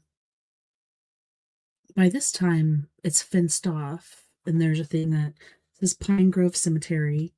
It's in the middle of frickin' nowhere. The only way I can remember how to get there, because there's so many offshoots going back to the middle of butt-fucked Egypt, is a 420. I remember the 420. I don't have to remember the 5 because I remember the 420. But I want to say last time I went, there was something else there, and it was outside the fence, and it could have been a guardian or something, but it made me feel very uneasy. Otherwise, like when we go there, I'll go to my mom's grave, I'll smoke a joint with her, leave the roach there for her. I planted flowers, which my sister one time started picking out. I'm like, quit, stop. Like, these are flowers I planted for my mom. Because I can't come every year because I live in Colorado. This is Arkansas. So I planted flowers. Quit pulling up my flowers. But you know, she's back in prison now, so hopefully they're flourishing. Makes me sad she's back in prison though. But anyways, I totally get it. Family graves can be scary. Another scary thing I saw was on the way up there the last time I went. My Aunt Janie and Uncle Melvin lived off the road to the right there, not too far up the road going to the cemetery. And it didn't seem overgrown. Like, it seemed like there were bushes and trees and different things like that growing in places that they should be growing. But the last time I went up there, I saw tombstones by my Uncle Mickey and Aunt Janie's house. Like, what the fuck is that? Like, pull over. I gotta take pictures. And it was Civil War tombstones. What? 1, 2, 3, 4. Like 5 or 6. And I think it was like a family that lost so many sons, because families back in the day were huge. Our family, my mom's family, had, I want to say 13 because that's what I always saw, but I'm pretty sure, I was looking at one of her school year things, pretty sure my granny had 8 kids, which is still a lot. But yeah, my mom still got the max so far with 5. I'm one short with 4. But yeah, it's intense. Family graveyards can be very scary. So I went. Before we even got there, I had that feeling in the pit of my stomach, like, don't go down there, but I didn't listen to it. So we're all walking down that long dirt road about 12 o'clock at night. And once we get to the graveyard, we see a man standing out next to a gravestone. So we watch this guy cry beside this grave for 4 or 5 minutes. And then he takes off walking towards the woods, not down the road. And then he just gone. My friends were like, probably somebody that stays through the woods, you know, the little paths through here. So we're all hanging out in the graveyard talking, and they're like looking at the graves and reading the names. And my friend Chelsea says, y'all want to have a seance? And then she pulls out a flashlight from her pocketbook. She also had a little Toys R Us Ouija board with her, too. She wanted to do this seance inside of the crypt where some of my family members are buried. You can walk in and out of it. I said, not just no, but hell no, I'm not going in that crypt. And she was like, oh my God, you're such a puss. Come on, Alicia, do it. Everybody else wants to do it but you. So I told Chelsea, the only way I'll do this is if you put a rock in front of that door at the crypt, because that door was real heavy and sometimes it would get stuck, and I didn't want to get locked in there. So the boys dig up this big, heavy, dirty rock, and they put it in front of the crypt door, and now it's blocked open, so I'm not as scared, and we all go inside. Our other friend Tyler jumps up on top of the grave, because they're like granite, like cement, and he starts jumping back and forth, and I said, dude, don't do that. What the hell's wrong with you? Why are y'all so disrespectful? Have you never been to a graveyard? Sit down on the ground. We sit down, and 1 or 2 of them's got flashlights, but Chelsea cuts hers on under her face and looks right at me and starts to seance. We're sitting there in the crypt, and Chelsea's like, I want to speak to the dead. Give me a sign. Can you hear me? But nothing happens. We didn't get no sign, and we're all just sitting there like talking and laughing. About 15 minutes in, I was like, look, I'm ready to go. I want to, start heading back towards the house. I'm getting hungry. Got a bunch of candy at home. And she was like, no. I said, why not? She said, because I got somebody in specific I want to contact. I said, who's that? She said, you know who. I said, I know you're not talking about who I think you're talking about said, yeah, I want to contact her. Now, I can't name this person on here. I would never do that to her family, but this was someone who we were very close with that had died a few months prior. So I said, no, Chelsea, I'm not doing that. I'm not going to try to contact her That's too spirit. soon, And the other babes. guys were like, it ain't real. We just play along with her just so she can hurt and get it It over is with. I real. said, fine, do what you want to do. And then I grabbed my beer and me and my boyfriend walked outside the crib. So I'm showing my Good for boyfriend my you, initials girl. that are on this tree that I'd carved in there when I was a little kid. And we see this woman come walking down the long dirt road. What scared us so much about this woman was the way she looked. She had long dark hair, pale white skin. She was skinny, wearing this real dark dress. It was so dark I could barely see it, but I could see her face. What was freaking me out the most was the way she was coming towards the graveyard. She wasn't walking or running. It was like a smooth, like the way you see the Strong. nuns float in scary movies. That was how she was coming down the dirt road. Had she been running, we would have heard the tap, tap, tap, tap. Yeah. But she wasn't running. There was no sound. She was just like gliding. I stood up and I literally dropped my beer out of my hand. It was like my hand just lost control. Yeah. And by the time I looked down and looked back up, she was within a few feet of the graveyard. Me and him back up behind the tree, and we're just standing there watching her as she comes into the graveyard and floats around these graves. I grabbed my face like, I gotta stop smoking. It's messing with my mind. I'm seeing things. And he said, no, I'm seeing it too. I'm losing I said, my "How?" mind. Because we're high. As she's making her way around these graves, she heads towards the crib. And Chelsea's still doing the give us a sign, give us a sign. And I said, You about Chelsea, to get y'all your need to come out motherfucking now. Come on. sign, As soon bitch. as we said that, the crypt door went wham, slammed up against the crib, and now they were stuck. So me and my boyfriend go running up to the door, and I'm like, dude, be careful. If that door falls, it'll squish you. It's heavy. So they're on the inside of the crib, like, let us out, open the door. And I'm like, dude, the door's stuck. That's why I propped it open. So we go find a bunch of sticks, but every stick that we try to use to pry the door Break. back open breaks. My Break. boyfriend finds and digs up a big piece of metal out the woods. And he's taking that, trying to pry the door back open. And as he's like focusing on doing that, I'm looking around and I see that woman pop up from behind the crib. My gut is churning because I'm like, why is she looking at me? Her face Why is she looking at you? scared the fuck out of me. She just had these eyes that felt like they looked right through me, like she would pierce me with them. So I watch her float up above the crib and then float back down. And when I look around, she's gone. But he's still prying on the door, and I'm just standing there looking out in the woods around, and that's when I see it. A bunch of little lights coming through the woods, coming towards the graveyard. But what scared me the most was I couldn't tell if these were lights or eyes. But there was just so many of them. Like, I mean, it looked like there were hundreds coming through the woods. So I grabbed my boyfriend and say, look, oh my God, we need to hurry. And I grab the door and he grabs the door and they're on the inside pushing it and we're all trying to jimmy it and we get it open just enough to where they can start coming out. By the time they all got out, these lights were almost right on top of the graveyard. So everybody was now standing in the graveyard looking out into the woods at these lights and none of us can tell what it is. The closer these things get, the more we can hear the, what are you doing? Like this whispering. They were definitely talking to each other. They were like, my gut was telling me, get the fuck out of there right now. But Chelsea and her boyfriend were like, let's see what it is. Come on, My get closer. I God, said, you go leave right them. ahead. I'm going to get the fuck out of here. So me and my Leave boyfriend them take off running. asses. And we get halfway down the dirt road and his chest locks up because he's a smoker. He can't hardly run. And I'm like, dude, you better come on or I'll leave your ass here. I ain't even been dating you that long. I don't even love you like that. I will leave you. So we all take off running back down the dirt road and we get halfway down it. Everyone stops and looks. And now all these lights are in the graveyard and they're still following us. Chelsea said, I wonder what that is. I said, I don't know, but I've heard about those lights before. My grandma's always talked about them, but I've never seen them until now. Mind you, I've been in that graveyard a lot. It was my family's graveyard, and I'd never seen those lights until Halloween. So we all take off running, and we get back home. Chelsea, her ass was haunted after that night. She would say something followed her home, and she even thought at one point it was the friend who died a few months prior because she tried to contact her. She would come to school so tired, straight bags under her eyes, disrespectful. like this, to the point where she stayed up all night long because these things were talking to her. One night, right before Christmas, Chelsea goes into her living room and she tells her parents that she'll see them later. And they're like, where are you going? She said, I'm going to be with that friend, the one who's dead. So they had her committed that night because they were scared she was going to unalive herself. And for about a year, Chelsea wasn't right. She did get back to normal and things got better for her. But during that time, it was really bad. Yeah. Right, I've heard a new phrase today, which is an Americanism, which turns out everyone in my office knows. What? Because they're American and I live in America, the United States of America. Right. Okay, and I thought I'd heard it all, but there's a new one. Right, there's this guy, listen to me, one of my work colleagues. He says, ooh, oh. I said, what's going on? He said, ah, and he's sort of like looking, he's holding his leg. And I said, whoa, and there's lots of other people. We were in this open plan studio environment. Yeah. He goes, oh, I've got a trolley horse. Punch it. I said, what have you got? Charlie He said a Charlie horse. I don't know what you're saying. I'm You must have hearing cramps up. Charlie horse. I'm hearing the words Charlie horse. Yeah. Okay? And I'm looking around because I'm wondering, is there a horse? Is there a horse in here? Right?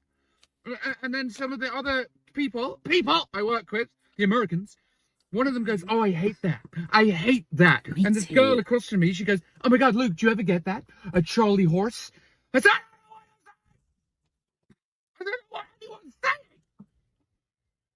Right? This guy's going, oh, God.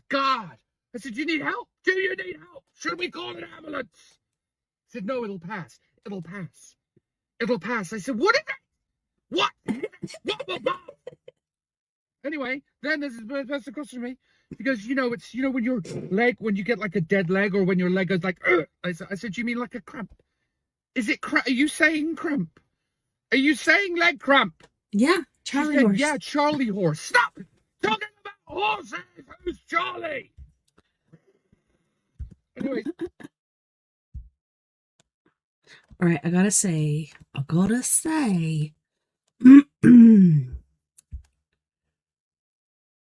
Charlie horse is called a Charlie horse because it's generally in your calf muscle, and when it happens, it looks like a horseshoe.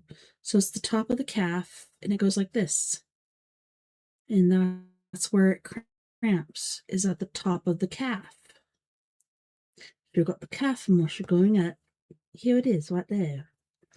That's why it's called a Charlie horse, because it looks like a horseshoe. Now you know.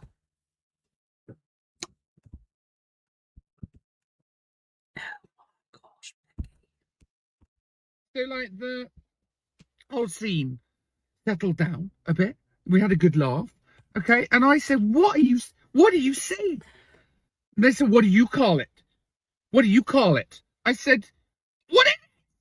They said, when you get like a cramp, like a knotted cramp in your leg. I said, leg cramp! Who's Charlie? And what's he doing on a horse? And so we looked it up. I said, does anyone know why a leg cramp, specifically a leg cramp, is called a Charlie horse? Right? It's not spelt Charlie like the name, by the way. No, that would be too easy. It's spelled Charley, Charlie! And horse is spelled like a horse. And guess what happens if you look it up, where it came from? Guess what happens? No one can fucking tell you. No one can fucking tell you. Wikipedia doesn't know. HuffPost doesn't know. No one knows. It says the term Charlie horse is attributed to two baseball players from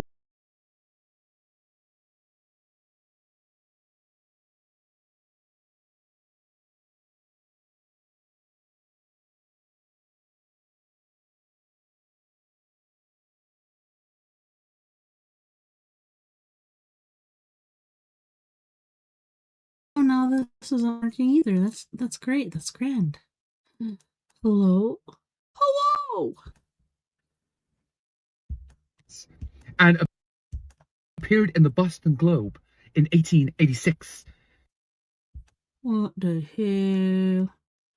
What the hell? This is weird. All right, well, I think I'm going to, because for some reason okay, let me turn this on big, because what the frick? So, I had everything going on here, where, yeah, I have my TikTok and everything, and for some unknown apparent reason, my StreamYard and my TikTok got segregated. I don't know why. It's super weird. But anyways, I figure we shall go to our first music break, our only music break tonight. We have King Cinnamon with Fantastic, Alla Emo Adorella, and Rosie. as well as Haas New Bronx with Dance as a Lion and Strong Life. Don't go anywhere. We'll be right back after this music break. We stop on the like a bam bam, king cinema. Oh shit, buddy. Take your bam bam anywhere you day. Take your bam bam, it is a Friday. Mama, let's call it is a holiday. Anything you want, baby, I will pay. Take your bam bam anywhere you day. Take your bam bam, it is a Friday. Mama, let's call it is a holiday. Anything you want, baby, I will pay. Baby girl, you romantic. Fantastic. Baby girl, you romantic. Put your brother, baby, got us some things. Come on closer, baby, got a 19. I know you better, but I am the king. Your backside bigger than Bombay. Baby girl, broncotum. I like the way you want your broncotum. Baby girl, broncotum. I like the way you want your broncotum. Jamaica, Ghana, shout out to the ladies in Asia, Nigeria, South Africa. Baby, love you. Please me, baby. Yeah. Turn up, fun, yeah. Take your bam bam anywhere you day. Take your bam bam, it's a Friday. Come on, let's call it is a holiday. Anything you want, baby, I will pay. Take your bam bam anywhere you day. Take your bam bam, it is a Friday. Come on, let's go, it is a holiday. Anything you want, baby, I will pay. Baby girl, you romantic. Fantastic. Baby girl, you romantic. Give me love, give me love. Show me love, show me love. Give me love, give me love. We want you, we love you. Give me love, give me love. Oh, give me love, give me love. Please me, baby, oh. Yeah. Turn up, from you. Yeah. Take your bam bam anywhere you day. Take your bam bam, it is a Friday. Come on, let's call it is a holiday. Anything you want, baby, I will pay. Take your bam bam anywhere you day. Take your bam bam, it is a Friday. Come on, let's go, it is a holiday. Anything you want, baby, I will pay. Baby girl, you romantic. Fantastic. Baby girl, you romantic. You know what I'm saying?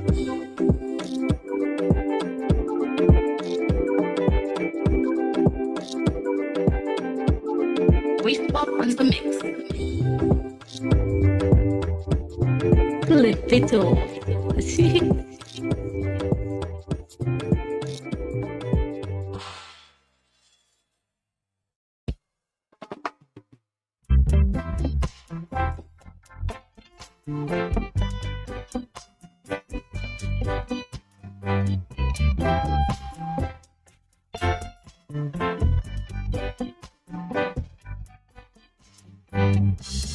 Why, Babylon, you want our fire? Our fire. Why, Babylon, you want our anger? Rasta rose as the lion. Selassie, I only Mount Zion. Oh, people, I will. In this place we have the fire. In this place we have the love. So when it peace, so when it love, human.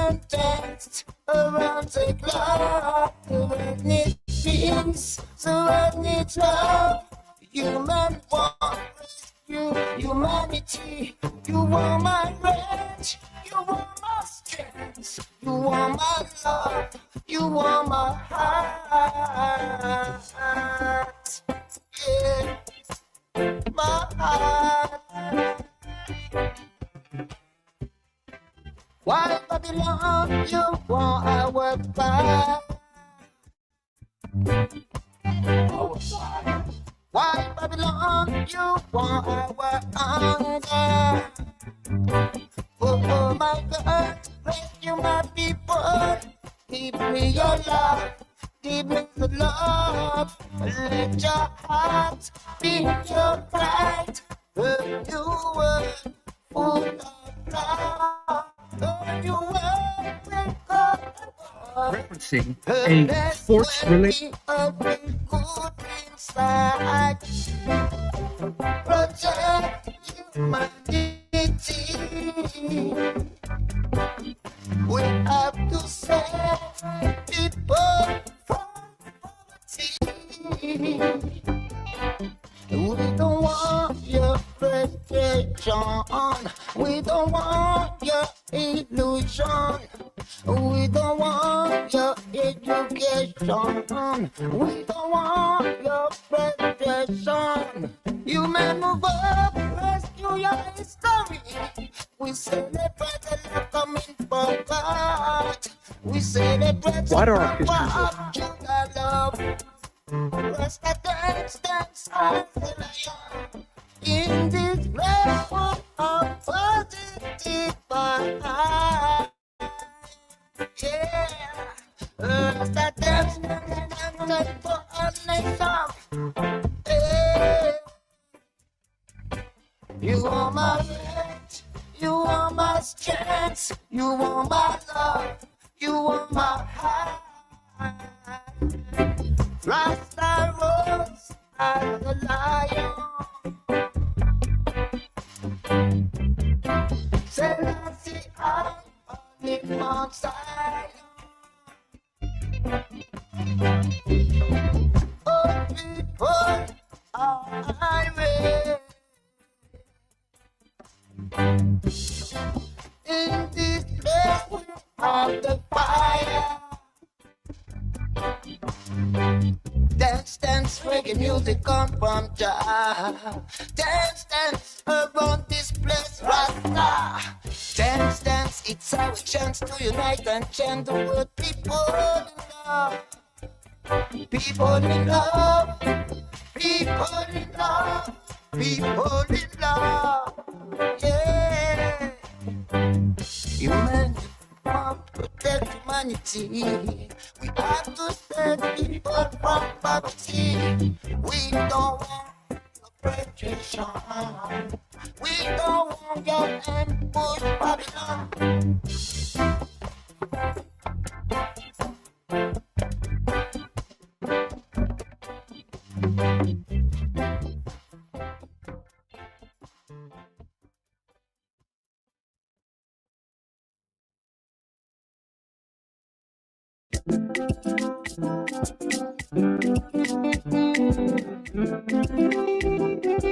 We was Kanyi kele Chineke makwana limo mbenje mono. Kanyi kele onye wuwa imakwana limo mbenje mono. Alimo, alime kerelo, alimo, alime kerelo, alimo state, alime kerelo, alimo, alime kerelo, alimo state, alime kerelo, alimo, alime kerelo. Democracy kerelo, ndime kerelo, alimo, alime kerelo, alimo, alime kerelo, alimo state, alime kerelo, alimo, alime kerelo.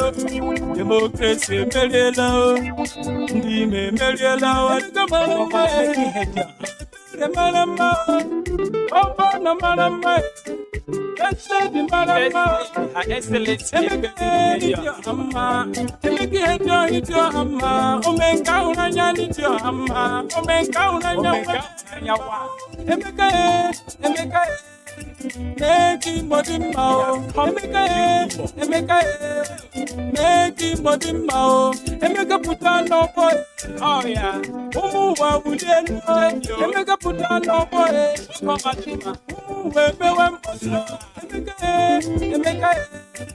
make him body mao. Emeka,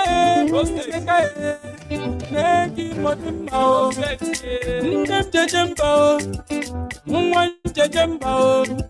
Ndem jemano, deputy governor must get chilike. Gerard run na karaka, wokoma dema warabo. Deputy governor will stay gema. Alu kuta tere gema. Ali must tere gema. Ala nine to the mara gema. Onye jemano, Stanley wamuche karaka. Onye babamba, President to life foundation chilike. President General, standing group of companies, President General, Financial Mata Karaka, Alo Were Tiregima, Alam Business Tiregima, Alimo State Tiregima, Ala Nigeria Maragima, Ojo Jemono, Branded Shiriko, Ebe Arabido Hotels, ABC Transport Karaka, Alo Were Tiregima, Alam Business Tiregima, Alimo State Tiregima, Ala Nigeria Maragima, Uchonya go Chanem. Uchonya go them. Honorable Mokomadima, Onye Horoni Akele Yao. Mawugi Furago, Inando Tigio. Mawunule, Chichigari Jinala, Imo State yo. Mawugi Inando Tigio. Mawunule, Mirigari Zonala, Imo State. Alo Were Teregema, Alo Were Teregema. Alimo State Tiregema, Ala Nigeria Maragema, the chairman, Orange Drugs Limited, Mr. Anthony Ifani Chukun to business and Ishirike, Ikenga the Chele, right of his people, most outstanding one, Okoma Marama, Iparako, Alo Were Tiregema, Alita Tiregema, Alimo State Tiregema, Ala Nigeria Maragima, Honorable Tobago Shirike, Honorable Bedabina Shirike, Jerry Labota Shirike, Tochuko Kereke Shirike, Oka Hube Shirike, Indiana Benina Shirike, Ongamana Construction, Okoma Dema Ikaraka, Onya Shiwana Heborani, Ejemu Imarama, Okoma Jemba, Okoma Dema Ikaraka.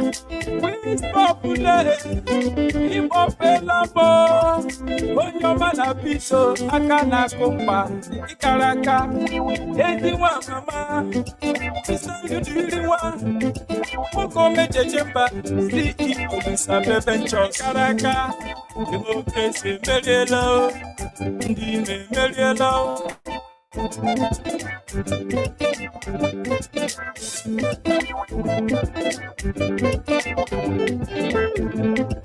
Democracy Merielo, Ndime Merielo, Alimo, Alime Merielo, Alimo, Alime Merielo.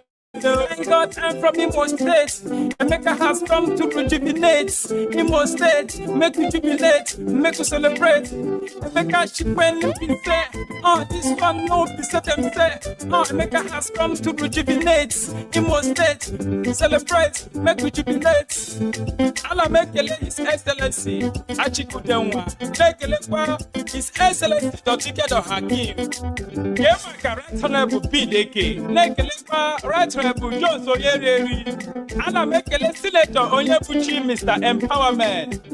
Make kwa right honorable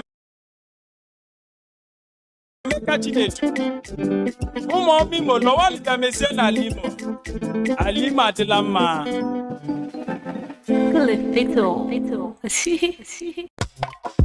Oh yeah, I keep it on the beat.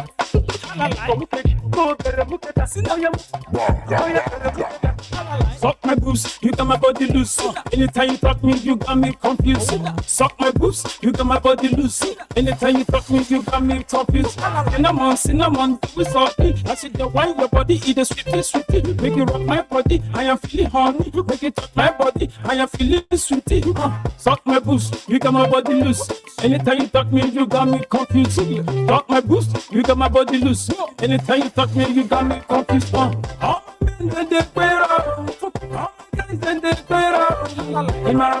Imarama Rosie, Imarama Rosie.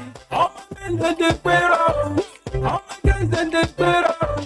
Imarama Rosie, Imarama Rosie. Komukeji, go bere muketa. Oya mukomukeji, oya bere muketa. Adinu eko, omoni komukeji, oya bere muketa. Omoni fumilein, daddy fisi, omoni ejo, daddy saucy, omoni.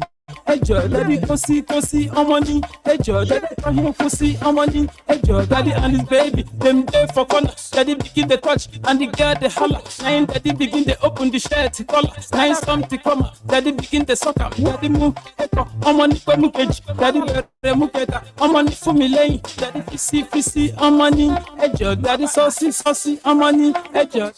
Oh, Imarama Rosie, Imarama Rosie. Oh, the cuero. Oh, the cuero. Imarama Rosie, Imarama Rosie. Suck my boots, you got my body loose. Anytime you touch me, you got me confused. Suck my boots, you got my body loose. Anytime you touch me, you got me confused. Cinnamon, we salty. I see the wine, your body, eat the sweetie. Shake it up my body, I am feeling horny. Shake it up my body, I am feeling sweetie. Suck my boots, you got my body loose. Anytime you touch me, you got me confused. Suck my boots, you got my body loose. Anytime you touch me, you got me confused. Amani, your daddy, Amani, your daddy, Amani, your daddy can't cut, Amani, your daddy can't fault, daddy can't assist, Amani, your daddy can't eat, daddy 120, Amani, your daddy 18, daddy 240, Amani, your daddy 350, daddy and the baby, them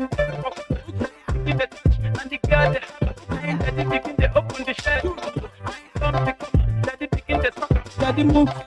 Amani komukeji, daddy bere muketa. Amani fumilein, daddy fisi, Amani ejo, daddy saucy, Amani ejo. Oh, bend the square. Oh, guys the square.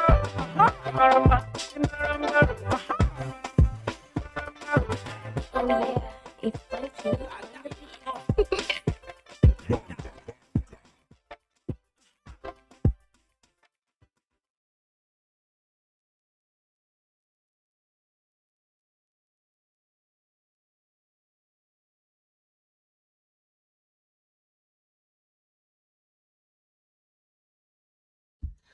Welcome back. Thank you so much for hanging out with me tonight on We Are Paradox Media's Late Night in the Rockies. This evening we have been doing trippy TikToks with me, TessaTNT, and it has been going quite well so far. Oh my gosh, there's so much trippy stuff out there. I try to stay positive, and I'm not just going to cast Ish aside because I don't want to seem paranoid or out of my mind or whatnot, but I just want to say I'm getting my tax returns back here pretty soon, and I'm going to take at least 1,000 of my tax return and put that towards food, water, etc. for if anything happens. Because things are not looking very good, and it seems to be all over the place, not just here. And it seems that it hit other places before it hit us. So there's the concerning part, but I'm here for you if you ever have something you need to say to somebody, but you feel like if I say this to my friend, my family, whoever, they're going to say I'm crazy crazy and admit me to a mental hospital. I feel you. I feel your pain. So feel free to send me your message and I will get in touch with you, or I will answer it immediately, and I will discuss things with you because, like we discussed earlier, there's sheeple and people. And yeah, there's those that keep the head down, stone to the grindstone, not looking at what is happening all around them throughout the world. It's happening right here in our own backyards. We can't ignore it. But yeah, I like to get into some trippy TikToks because, for the most part, when I hear other people talking about stuff, and a lot of it, most of it, makes sense to me. Otherwise, I just skip forward. But helps to make me feel even more confident. You know what I'm saying? But yeah, let's get back into some trippy TikToks and finish out our show together. I still gotta say, man, things are crazy. And I planted stuff, and I'm waiting for stuff to grow.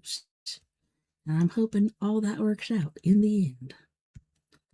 Alright, let's get back to it, shall we? Books seem to always omit the most important details. This is a tale of the Choctaw Indians and the Trail of Tears that led them to southeastern Oklahoma and the horrible monsters they had to battle.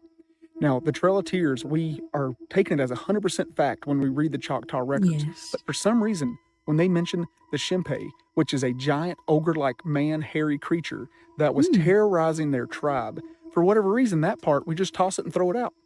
Why? That was an important detail. So apparently, the Choctaw Indians fought these Shimpe for decades. In fact, about 40 Choctaw warriors had to band together and track them down and find their den, their hiding place in the wilderness, and exterminate them. So the kids in the village would stop being taken in the middle. So are they doing that because they started eating people, or is it just because they're scary? Because I do believe, like, even though I'm the average sized woman, genetics within my family, like extra digits, etc., are there. So, I'm not saying I do, but my lineage, my spawn, but yeah, these are indicatives of giants. That's why the Native Americans, the indigenous people of this country, would raise their right hand to say hello or how.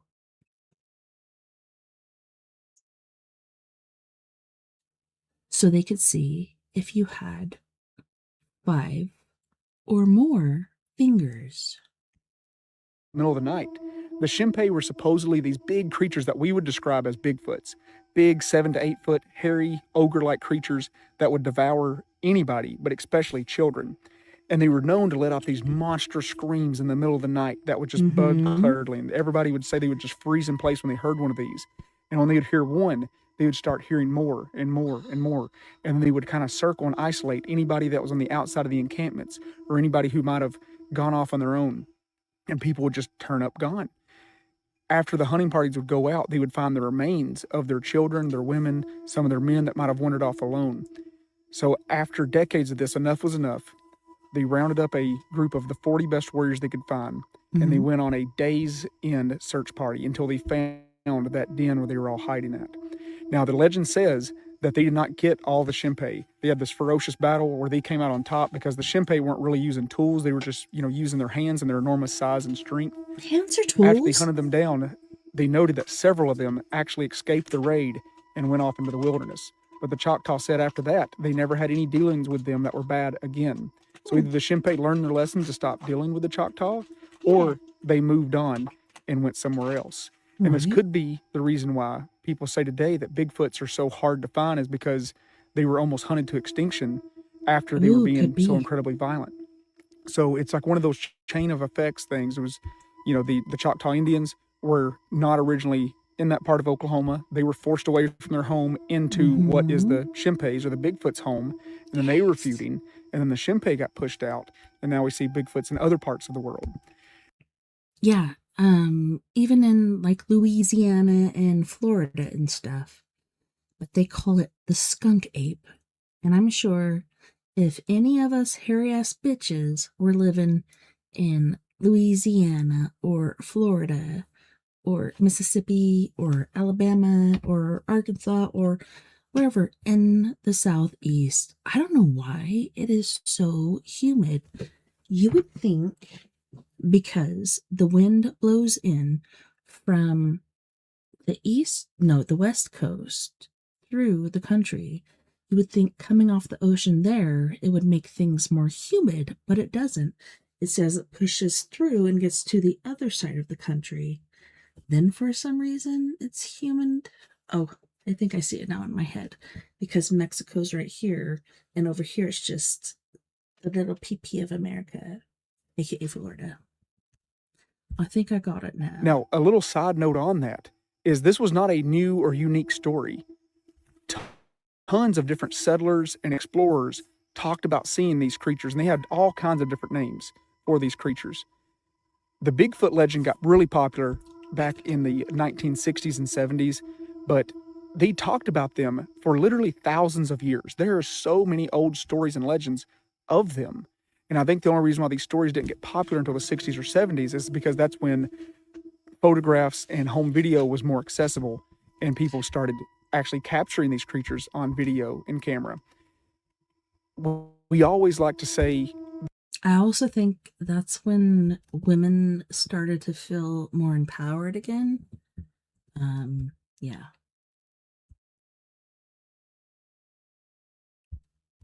The reason why I don't believe that they appear blurry is everybody always says, oh, why can't they get a clear photo or a clear video? And my belief on that is the same as a lot of the Native American beliefs, is that Bigfoots or Shimpei are not 100% creatures of our realm or our dimension. They're and that if you like watch the interdimensional. show From, where there's portals in the trees and there's different ways they can move about that we don't know about or have access to.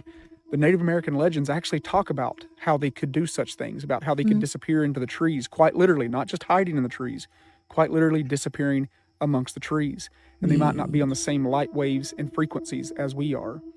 Something else I always like to point out, there is a spray that you can look up, that you can spray it on your license plate, and the naked eye cannot see the spray that you put over your license plate.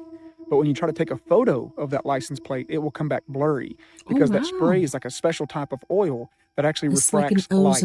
So when if you're going down the toll roads and you run a toll, it can actually scramble that image and they don't know where to send the ticket to. Now, it is illegal to do that to your license plate. Please don't go out and start buying this stuff. But if there was an animal or a creature that could excrete some kind of oil that had the same properties, every time it would appear to be videoed or taken a picture of, it would appear blurry or obscured in some way. So that is the question I'm asking tonight, I guess, circle this thing back around, is we take that whole Trail of Tears document as 100% true. And then when it gets to something that doesn't match our history books and our timeline, we just omit it. Why?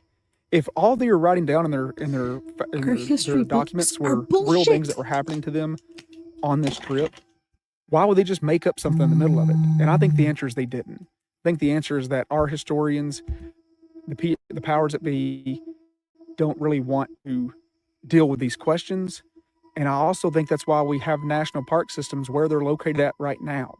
So if you think about it, the United States should be one big national park system, but it's not. We said these areas are national park systems. What if we knew the areas where these Shimpeis or other creatures settled and we marked those areas off for them because they were too human-like to treat them like animals, but still animal enough to not want them in our society? So we said, okay, this is going to be where they're at, and we're going to mark these off as national parks. We're going to mark these off as no light zones, no construction zones, and we'll let them have their natural habitat. Yeah. That could also be why we have the missing 411 that also takes place in the U.S. national park systems. If you don't think you could hide there, look up our cave systems. It is wild how you can take a map of the U.S. national park systems, the United States missing peoples system, and the cave system, and they all just line up perfectly with one another. All three maps can be set right on top of each other, and it is a perfect outline of one another. Appreciate you guys watching tonight's video. If you want to follow our podcast, it's called Matt from Nomads on Spotify and Apple Podcasts. Hell If yeah. you want to watch us on YouTube, it's called Nomads Animal Reserve. Thank you all so much. Okay, so I had to shut that down because this is the second time tonight this has happened. For some reason, my tab 1 and tab 2 like separate into two different entities. So yeah, I gotta add that back in. But what he's saying is Zitwolf. Yeah. They are there. I do believe that they're interdimensional. And I have friends all over the place that are dealing with this stuff all the time. It's pretty intriguing. And I love what that guy does. Like, he didn't even start off doing TikToks. He's, been working in many different places and genres, etc. But yeah. Okay.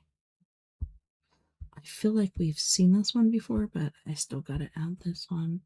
Share screen. I gotta make sure that I mute it, because if I don't mute it, then there's gonna be a mad echo.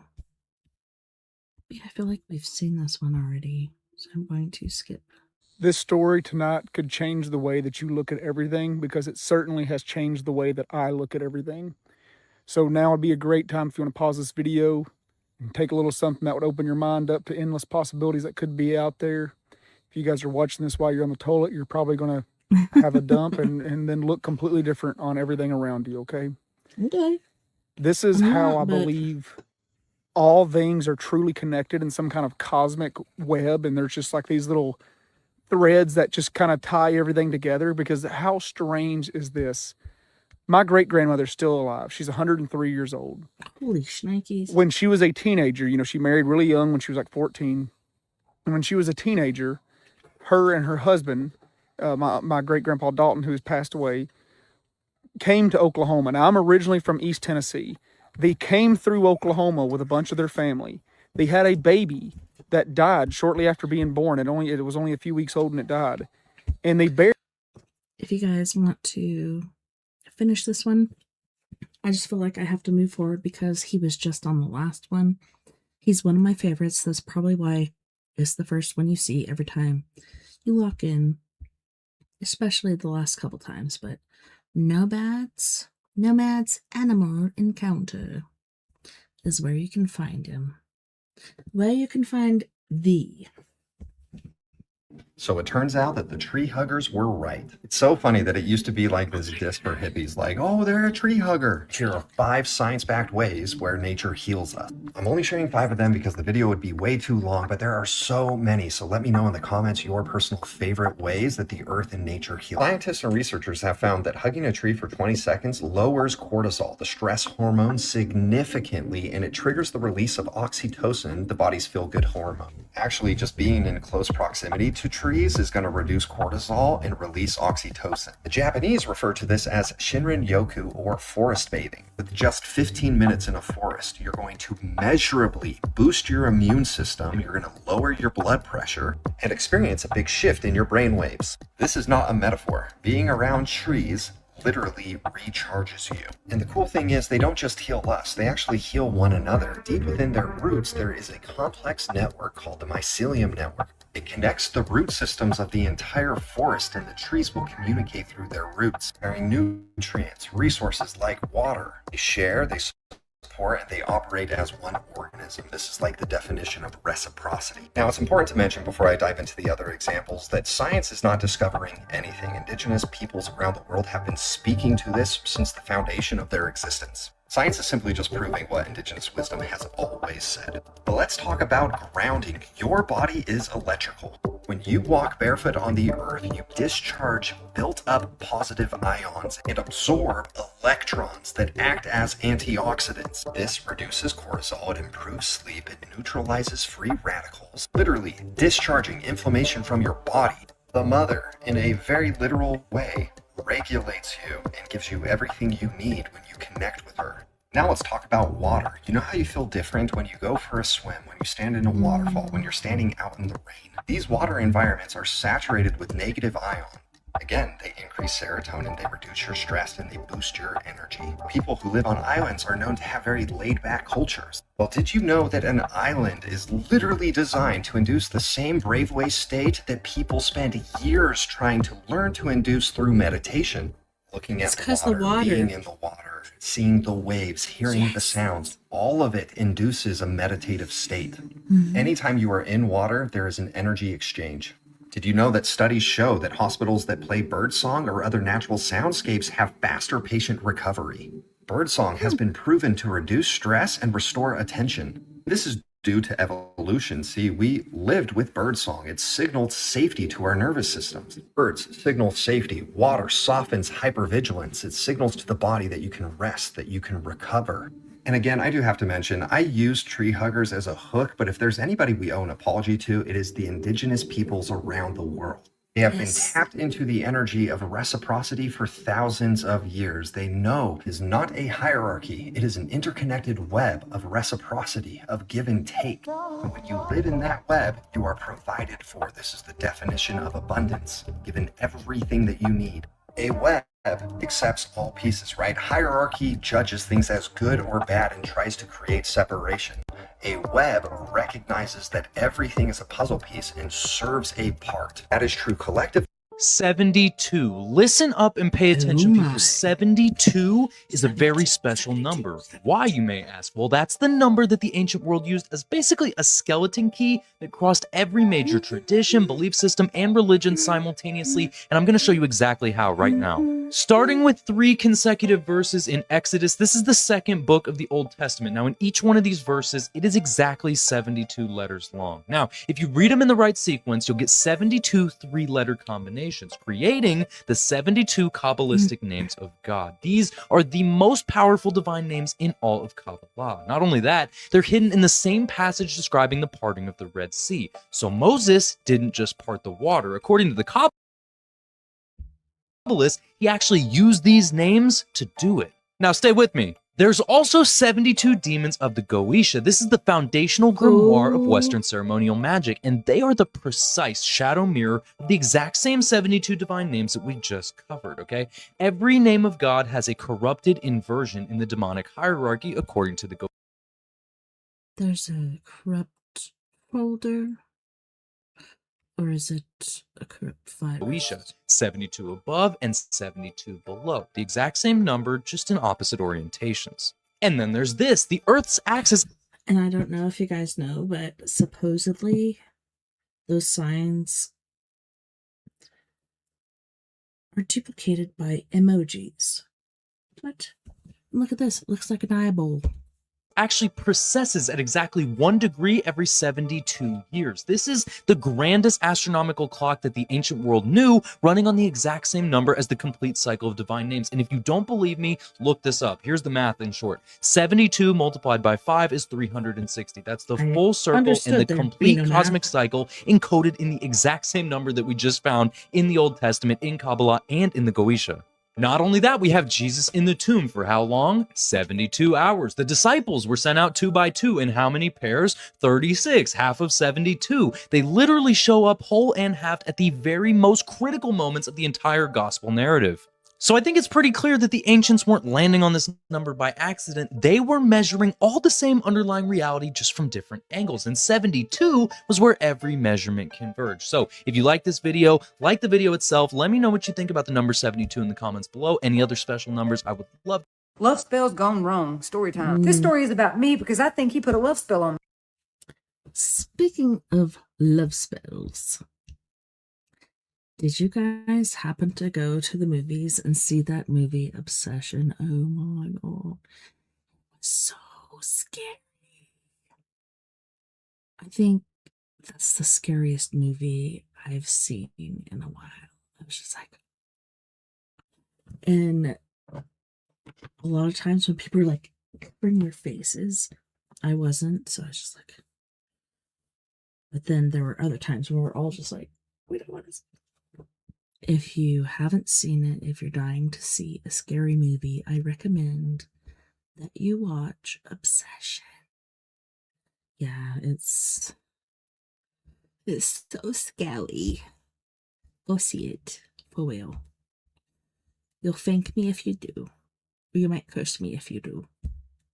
When I was 21, I became friends with this girl named Megan. She had a father named Mr. Jim, who was an absolute pig. It was disgusting. Mr. Jim hit on me and asked me out a million times, and I would always say no. Jim knew I had a boyfriend named Zach, who I was very committed to, but he didn't care. He would get an attitude. You could tell he didn't like being rejected because he was used to getting what he wanted. Her daddy was a known bootlegger around here, and if you wanted good wine or shine, you went to him. And he knew I was looking for a specific type of homemade wine, so he made it for me, 2 small little jars. I took it home and drank it. Now, I have this dream about Mr. Jim, and it's me and him having schmegs. And when I wake up, I'm like, why in the world would I dream that? I don't even like him like that. Ew. But the dreams about Jim continued, and they get a lot worse and more graphic. I tell Zach about it, and he's like, that's kind of weird. Like, it sort of bothered him, but he knew I couldn't control it. Well, then I start talking about Mr. Jim a lot. Like, we could be having a normal conversation. I'd say, I wonder if Mr. Jim would do that. I wonder if he likes that kind of food. I wonder what he's doing. Well, of course, Zach gets annoyed and said, I don't want you hanging out with them no more. And I said, you can't tell me what to do. I'll do what I want. And I kept telling myself, Alicia, you don't go after your friends' daddies. That's a no-no. You've never done that. What are you thinking? But I couldn't stop. Things were getting really weird. I start thinking, we're soulmates. We're connected. We're meant to be together. And then all of a sudden, I wake up and all I can think about is Jim. I go over to Megan's house because I want to see her daddy. When I pull up, he's standing out in the front yard waiting on me. We hug and then we kiss. And when he kissed me, it felt like I took a pain pill. It was like straight euphoria. It felt like I had took some kind of drug. I really thought I had fallen in love with Mr. Jim. So Megan comes out and she's like, whoa, oh my gosh, what are you doing, Daddy? Let her go. And he said, no, we want to be together. And she said, Alicia, what? And the way Megan looked at her dad with pure rage, she said, Daddy, you're not doing this to her. Leave her alone. And it felt like maybe they had been through this before. But I didn't care because all I could think about was him, holding him, kissing him, being with him, being his wife. Megan said, Alicia, what about Zach? I said, what about Zach? You can be with him. I don't want him. Megan said, you don't mean that. Alicia, you like Zach. What are you talking about? This ain't you. And I said, yes, it is. I love your daddy. And that feeling got a lot stronger, a lot faster the more I was physically near him. She said, no, you don't. You hate my daddy. He's a pervert and a pig, remember? I said, I don't care. I really think you're just bothered by the fact that me and your father want to be together and I could be your stepmom. Y'all, I was talking crazy shit. I asked Megan, why was she being so jealous? Did she want to be with her daddy? Was she jealous of me? And she said, shut the hell up and get in the car. I'm taking you home. Y'all, I was bawling, crying, begging her to please let me be with her dad. I have to be with her dad. And she was like, get in the car. And then she put me in the car and we left. A few minutes later, I apologized to her and said, as your new mother, I'm going to love you like my own child. I can't wait to be your stepmom. So she spent the night with me so I could not go back over there. And she kept saying, you can't sleep with him. Don't let that happen. I called Zach, break up with him and tell him, never loved him. I always loved Jim. Bye. All that night, I couldn't stop talking about her dad. Like, where is he at? What is he doing? Is he talking to someone? Is he married? Like, I was jealous over him. She starts asking me questions about when this started. I told her about the dreams, which all started the night he gave me that wine. That was when I had the first dream. Some of it is still a blur. I can't remember everything that happened, but I do remember Megan telling me that she was going to fix this. It's fuzzy, but throughout the night, she kept messing with my hair and my pillow. I don't know what she was doing because, like I said, I can't remember it. She said, I promise you're going to feel different in a few days. I said, no, I love your dad. I'm marrying that man. That night, I had one of the scariest night terrors I ever had,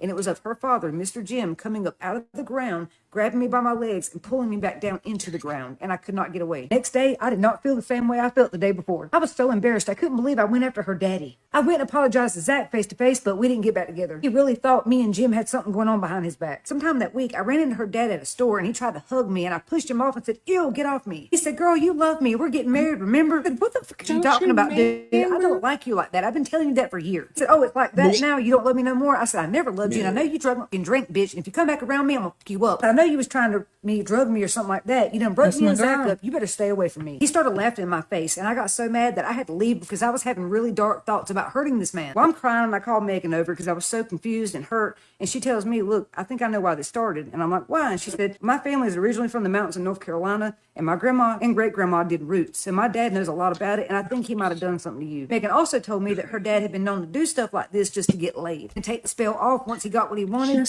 leaving these women feeling hurt, confused, and out of their mind, like they just lost it. That's how he got 6 kids by 6 women who hate his guts. I don't know if that's true, but that's what she said. We go back and forth between, did he drug me? Did he put a spell on me? We don't know. All I can tell you is one day I was falling in love with Zach, and the next I was in love with her father. A man that grossed me out so much, I'd get nauseated around him, and then I was going to marry him. I don't know what he did, but he did something to me. She said, but my daddy knows nothing good comes from doing this stuff. You could have got hurt. Him, me, Zach, any of us could have been hurt. She was absolutely right, because during all that, I was having some crazy dark thoughts, stuff I had never thought before. And then Megan was gone. She took all her stuff and left. Didn't even say goodbye. I never saw her again. He left North Carolina too, but I don't know where he went. So while filming this, I did a background check on her father, and you will not believe what happened to him. It took me a while, but I finally found his obituary, which was linked in another country to an article about him being by his last wife. I don't know the situation, and I'm not saying he deserved it, but I have to wonder, did he finally mess with the wrong one? I don't know if he put a hex on this woman or if he drugged her or what, but either way, she's him to death. And no, I'm not going to show the article because it's not fair to Megan. She don't deserve to be punished because of what her dad did. I would never dox her like that. Megan was always a really good friend to me, and of course I should... But that brings me back again to that movie Obsession. Yes. All this shit lines up. And it was because this guy liked this girl a lot, and she really didn't pay him any attention. And he goes to the store one night because last conversation they had, she had lost her crystal necklace out from the toilet. I guess it fell in the toilet or something. Yeah. So she dropped it down the toilet.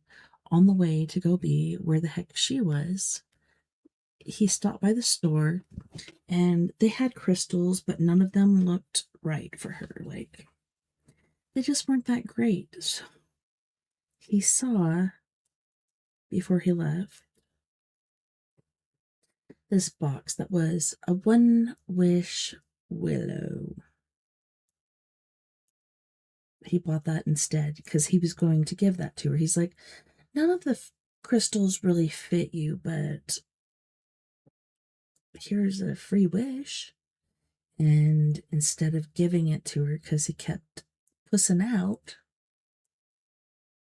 after he dropped her off, he broke it before she even went in the door to wish that she would love him more than anyone ever. And boy, did she. Oh my gosh. But it wasn't her. It was a spell. So there's a few times like she was trying to fight it. But yeah, that was insane. If you haven't seen it, you need to see this movie. It's insane. Obsession. Changed all the names. I always use fake names to protect the people in my stories, but I will say that Megan is doing great for herself. She's successful. She has the family she always wanted, and I'm really happy for her. Welcome back to another episode of Tea After Midnight. Just a little series where we have some tea to keep it nice and classy, but I also tell you scary stories. And tonight's story comes with a picture that has me absolutely unsettled. So grab your favorite tea and settle in, and let me tell you another scary story, because of course, this is Tea After Midnight. This story comes from Kay. Hi Savannah, I hope this email finds you well. I really enjoy your videos and I wanted to share something that happened to me last year. I've never been someone who fears or even believes in paranormal experiences. That only started to change when my mom began taking courses to become a shaman. She has always claimed to sense or see things, but I never believed her. I assumed it was just her mind playing tricks. That is until things started happening in our home. At first, it was only my mom experiencing these things. One night while she was home alone, she said she heard loud footsteps moving back and forth between our bedrooms from downstairs, which are right next to each other. It frightened her so much that she ended up sleeping on the sofa downstairs. Another time, she was standing in the hallway near the front door, facing a mirror. The downstairs bathroom was behind her.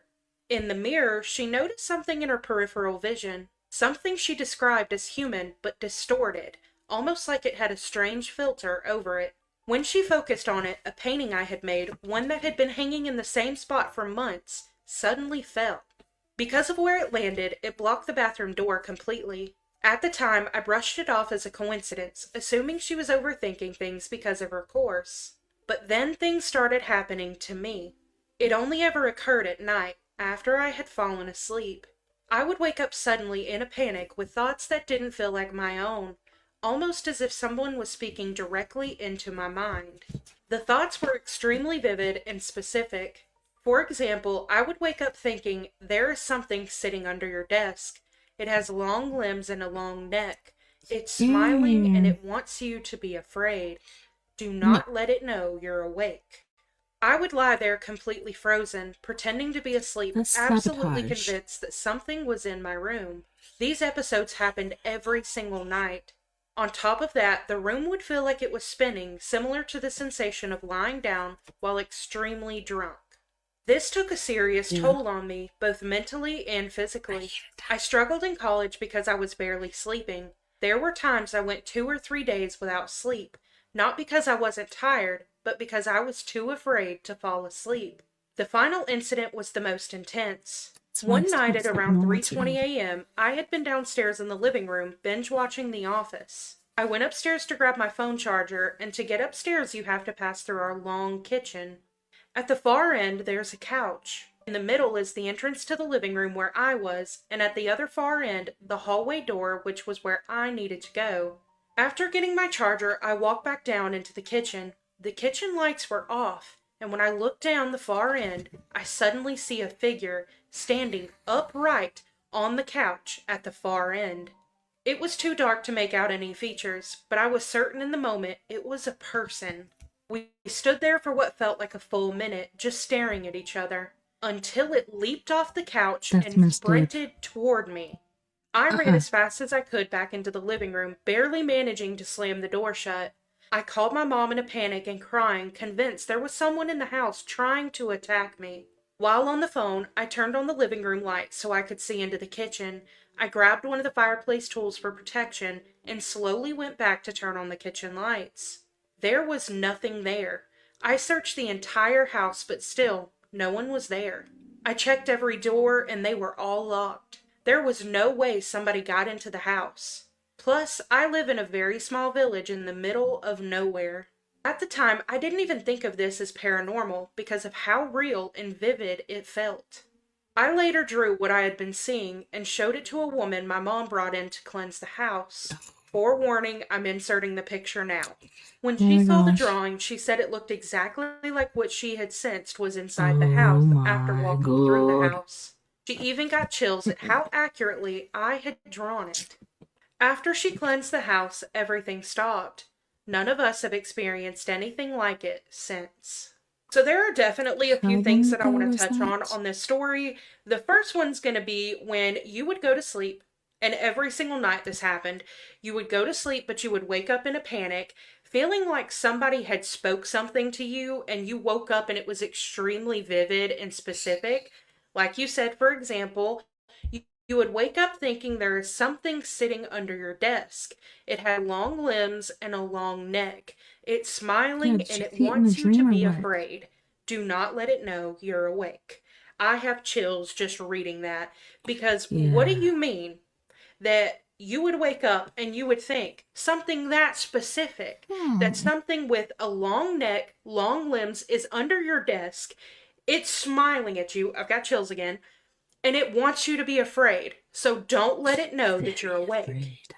That absolutely sends chills down my spine. My whole body is in full chills right now. But this didn't just happen one night. This kept repeatedly happening. And I'm so sorry you went through that because I don't even know what I would do the first time that would happen. I wouldn't know what to do. But to feel that way, I can just imagine the pure terror that you felt every night that you woke up. But next, let's talk about this picture right here. This picture is pure evil. Looking at this, it has me so unsettled right now. I don't even know what this is. Hold on. Is pure evil.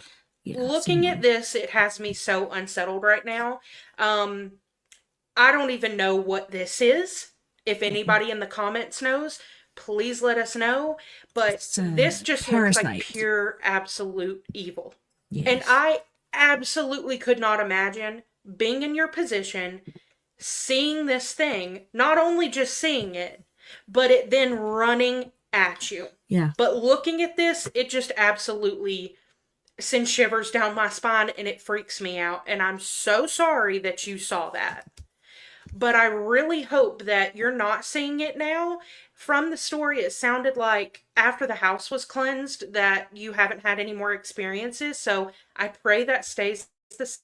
This is everything that happened on the news today, but it's going to be simplified in 60 seconds. Oh, Scientists just discovered ancient cities that are hidden in the Amazon for thousands of years. They found this ancient... Okay, Guy, what is... Oh, 18 hours ago. Well, Guy, they saw those ancient cities before. It was a satellite thing that goes and, like, maps the earth, and they see the trees and everything else that's grown over it. But at the same time, they see the structure. But maybe there's more? Because scientists discovered ancient cities hidden in the Amazon several years ago, from thousands of years ago. City by using laser technology being flown on a plane Mhm. over the land. They're thinking that the Amazing. cities they found are nearly 3,000 years old, and it's obviously just the remains of them. There's not actually standing buildings, it's just the outline. Upside down Are you skyscraper that's hidden in mountain that will offer futuristic living. So if you guys haven't already heard about the plans for Saudi Arabia within building that huge futuristic city, this is just another plan they've just revealed, doing it underground. And if you don't know exactly what I'm talking about, I'm sure this will refresh your memory. Conspiracy theorists have bizarre explanations for why NASA has delayed the trip to the moon. Basically, NASA has a plan to take humans to the south side of the moon that we haven't been on yet, but people are thinking that they keep postponing the mission because they don't actually know how to get there. The biggest moon conspiracy is that we haven't actually been there. Sorry, guys. At every opportunity, the media has dissected. Okay, this says it's not an accident that Michael is everywhere, right? Before he passed, he was strong, he was vibrant, he was telling you what the hell was going on, and he ain't doing it no more. Then after that, you saw what happened, you heard what happened. He was weak, he couldn't do things that he wanted or needed to do. Like, everything isn't just black and white, it just seems that way at this point. And manipulated these allegations to reach their own conclusions. I ask all of you to wait and hear the truth before you label or condemn me. It is not an accident that Michael Jackson is everywhere right now. We have all been bombarded with a lot of shadow that has been coming to light of all of the absolute horrors, crimes, and abuse that the system utilizes to maintain power structures. The same system that painted Michael as a monster for crimes against children, you now see they are the monsters. You have shadow that is masquerading. It is cosplaying as light. And in its performance, it hides its shadow. And when people come along to shine a light into that shadow, oftentimes they have shadow cast onto them. And this is what happened to Michael. Everybody knows about the allegations, but the media barely covered all the non-guilty verdicts that he received. I mean, his entire life was put under a microscope and he was acquitted. And yet we have a mountain of evidence in files, but we have no trials. So there was a wise teacher who once said that you will know people by their fruits, that a good tree bears good fruit, a bad tree bears bad fruit. A good tree cannot bear bad fruit, nor can a bad tree bear good fruit. Therefore, by their fruits, you will know them. If I am guilty of anything, it is of giving all that I have to give to help children all over the world. Magic, the wonder, the mystery, and the innocence of a child's. Because, you know what? Michael Jackson was an abused child. He did not get to experience his childhood. He had to work, or he got whipped. And even if he worked, he got whipped. Like, this shit was so bad. Michael was not a perv. Michael didn't do anything wrong. Michael acted weird sometimes because he was still stuck in that state of being a child. His inner child would come out, I guess. I don't know. He didn't have the same rights as a lot of us. Like, a lot of us, like me and Michael and everybody, like, didn't get to live our childhood because certain traumatic things. So then our child tries to come back in latter years. But yeah, I don't believe he did anything. And yes, Macaulay Culkin said he never did anything. And I'm like, of all the people, if you were a chomo, of all the people not to do anything to it, be Macaulay Culkin. But I take that back because I don't believe he ever did anything like that. I believe it was all about the money, greed. Greed is one of the worst sins ever. Yeah.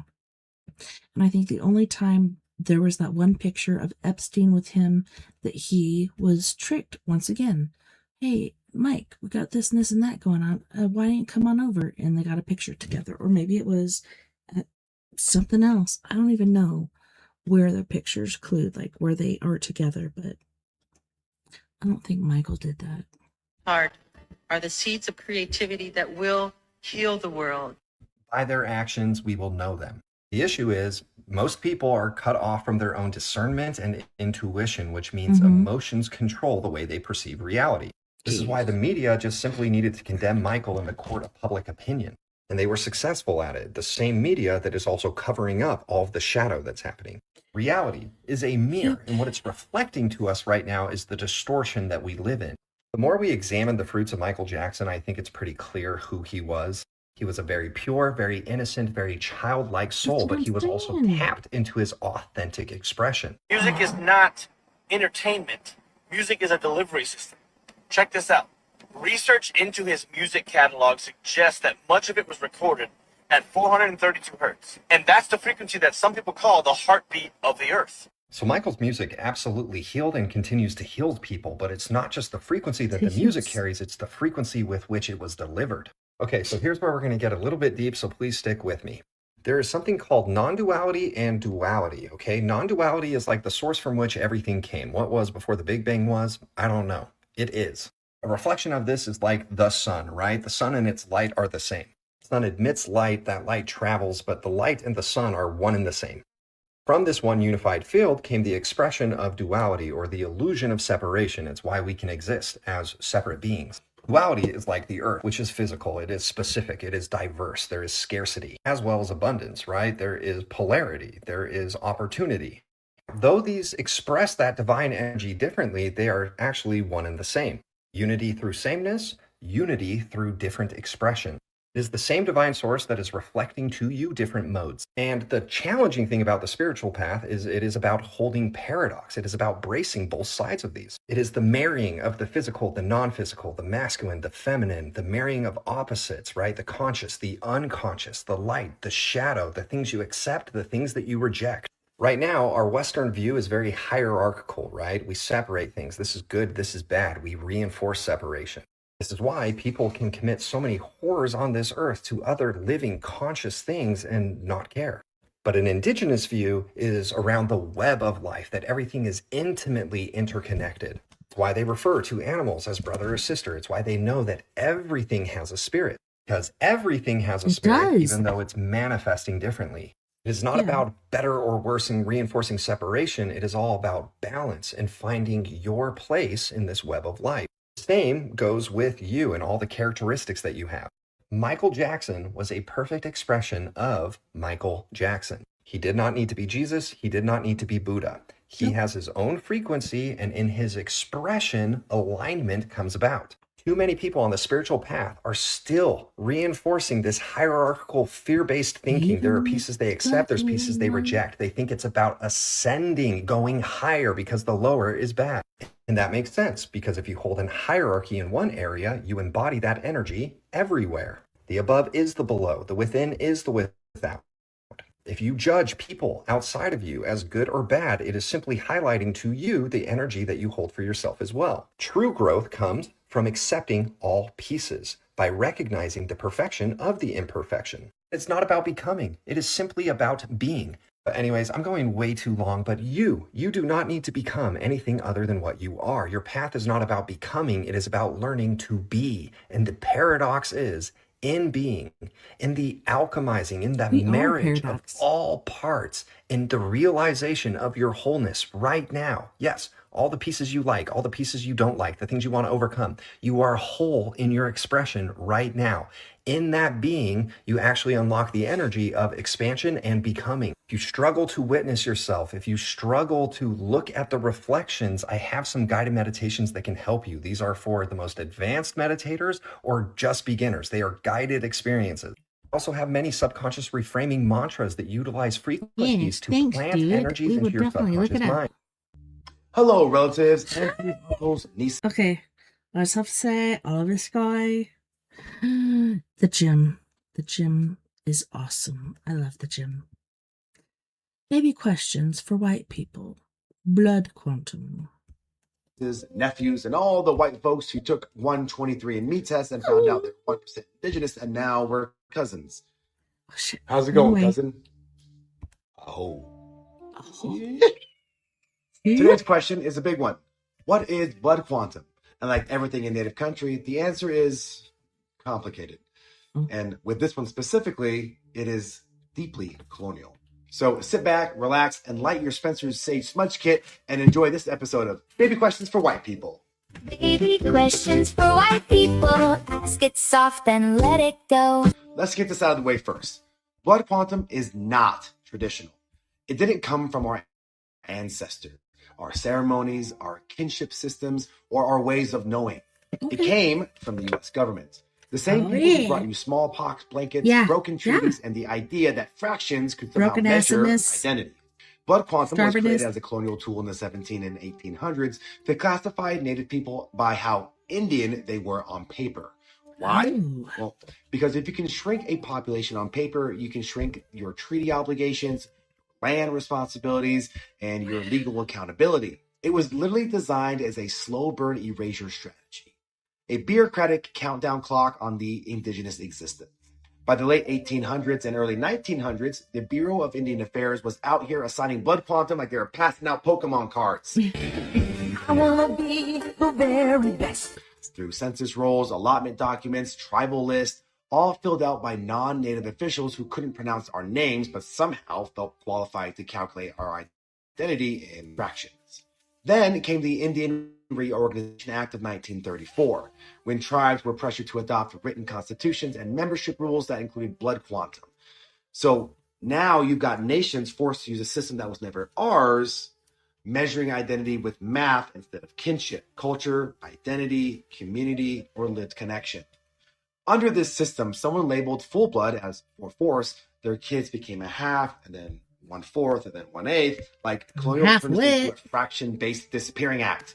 And because every tribe sets its own enrollment standards, you can have one nation requiring 1/2, another requiring 1/4, and another using lineal descent, like if you descend from us, you're us. And here's the kicker. Blood quantum has no biological basis. Humans don't pass down ancestry in perfect little slices like pizza. No. The records were inaccurate. The math was made up, and the whole system was designed to make fewer. From what I understand from BTO, aka Beyond the Omnivores, we're like a fractured mirror, if you must. Native people exist on paper over time. That's why so many people call it paper genocide. Meanwhile, you can have someone raised in their community, speaking their language, dancing at ceremonies, knowing their clan, living their culture, and still be told they don't have enough blood to be legally recognized. That's not tradition. Wow. That's colonial math doing exactly what it was designed to do. Yep. Some nations are moving away from Slavery. blood quantum and back towards lineal descent, which is how many of our ancestors understood belonging. If you come from us, you're one of us. The Cherokee Nation is a well-known example of this, where citizenship is based on documented ancestry, not fractions. And if you really want to understand how deep this goes, how blood quantum was designed as a colonial tool, how Hey. Hello? I called you whether you're on the phone, but Oh, okay. I'm still doing functions the show as for paper another genocide, and how it's being used right now to erase 9 indigenous minutes or identity something. on paper while families are still very much alive, then you need to watch the movie You're No Indian. The film breaks it all down. How enrollment and disenrollment is weaponized, how it's tied to history and paper genocide, and how it's being used today to disenroll Native people from their own nation, sometimes wiping out entire families in one generation. If you want to see the real world Was it 'cause the impact, front door the was politics, open? the manipulation, the loopholes, the harm, and the 'Cause it people was fighting hot in the back, house this and film the lays door it open. out with receipts, interviews, and lived experience. So if you're ready You're to learn looking more up. about why blood quantum is wrong, colonial, and still hurting our communities, go watch the movie. Again, You're No Indian. No, not yet. It's not just a documentary, it's a wake-up call. No, it's So I hope front this door, helps. but That's the what cool blood area. quantum is. And remember, follow You're No Indian on socials and stay tuned for another episode We'll of be out Baby there Questions in for about White People. T-minus. Baby questions for white people. Ask it soft and let it go. The road that eats children, story time. Now, I've shared several stories about this road before and how we all avoid it. So Jason was 26. His daddy owned a local funeral home, and Jason was the one who drove the hearse. Now, Jason's parents forbade him from driving on that highway. Him and his sister, they didn't want their kids anywhere near it. Let me just say, Jason was free. He didn't drink, smoke, nothing. So around 6:30 in the morning, Jason's daddy wakes him up and tells him he's got to go to the hospital and pick up a couple of bodies to bring back to their funeral home. Jason pulls up at the hospital, signs the papers, they load the bodies up, he gets in the hearse and he leaves. And Jason knew the rules. You don't make pit stops, you don't take detours, you don't stop off and see your girlfriend. No, you pick the bodies up, you bring them back. That's the rule. So Jason would have to drive about 20 minutes out of his way, taking the other route to avoid that road, and that's what he usually did up until this morning. So Jason pulls up to the other highway and it's blocked off, road closed. They're doing construction work. He can't get through. So he's got to take this bad highway to get back home with those bodies. Jason said from the time those wheels hit the highway, he felt it. Everything around him began to shift and change. It's like how you feel before a thunderstorm hits. You know it's about to storm. Temperature dropped, the wind started blowing, his ears popped, things felt weird. All of a sudden, the hair on his arms and neck stands up, and he gets a feeling like somebody's watching him, like they're right on his neck. He heard a woman's voice in his mind say, "Don't stop, keep driving." And he thought, where the hell did that come from? Like an intrusive thought or something. So Jason turns around and sees a woman with brown hair right behind him, and he damn near wrecked the car. He turns around and opens the curtain in the back of the car, but there's nobody there. And the two coffins are still lined up, closed. He hits the gas and starts driving again. When he gets about a mile up the road, he sees this woman in a red dress. And again, he hears that woman in his head say, "Don't stop." But he didn't want to leave this girl out there. She might be in trouble. So he did stop. Jason said, "Ma'am, are you okay? Do you need a ride? I'm going into town." But the woman didn't say anything. She just kept walking. He's driving slow, following her with the car. And again, he says, "Do you need help?" She stops, looks him in his eye and says, "I wonder who'll drive this car when it's you laying in the back." And that scared the hell out of him. Well, he decided at that point he wasn't going to give her a ride. So he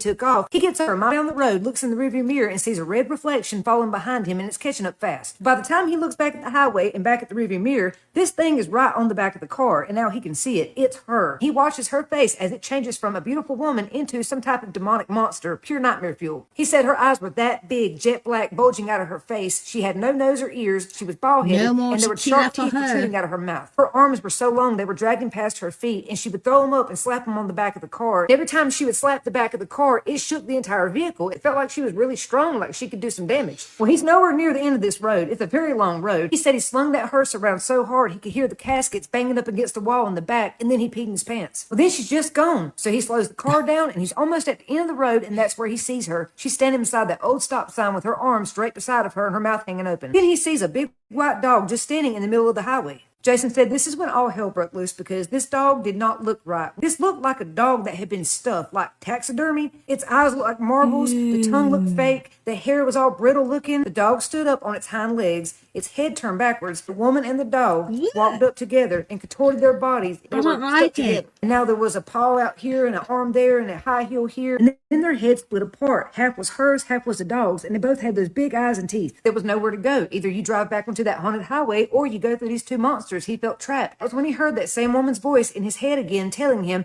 "Get off the highway. Get off the highway now. Back up." As this thing approached the car, he stomped it backwards through the cornfield and got off of that road back onto the other main road. Once he got onto that road, everything shifted again. It was like the sun was back out, the temperature was warm. The craziest part was, when he got back to the funeral home, they unloaded the bodies, and one of them was a woman. During the funeral, her family put a DVD into the TV, showed a video of her singing "You Are My Sunshine" to one of her babies back when they were little. As soon as he heard her singing voice, it was the same voice that he heard in the car telling him, "Don't stop." It was that woman whose body was in the hearse who was trying to protect him that day. He tells his dad that he needs a break from the funeral home because he thinks he's going crazy and what happened out there. And his dad said, "It ain't you, son. It's that damn road. It's cursed." His daddy, Mr. Milton, said that he had a very similar experience driving down that same highway 20 years ago, transporting bodies from the hospital back to the funeral home. Are there giant spiders in Colorado? Now, in the 1800s, there was a story that came out of Chaffee County, Colorado. And it said that some of the townspeople found this mysterious cave.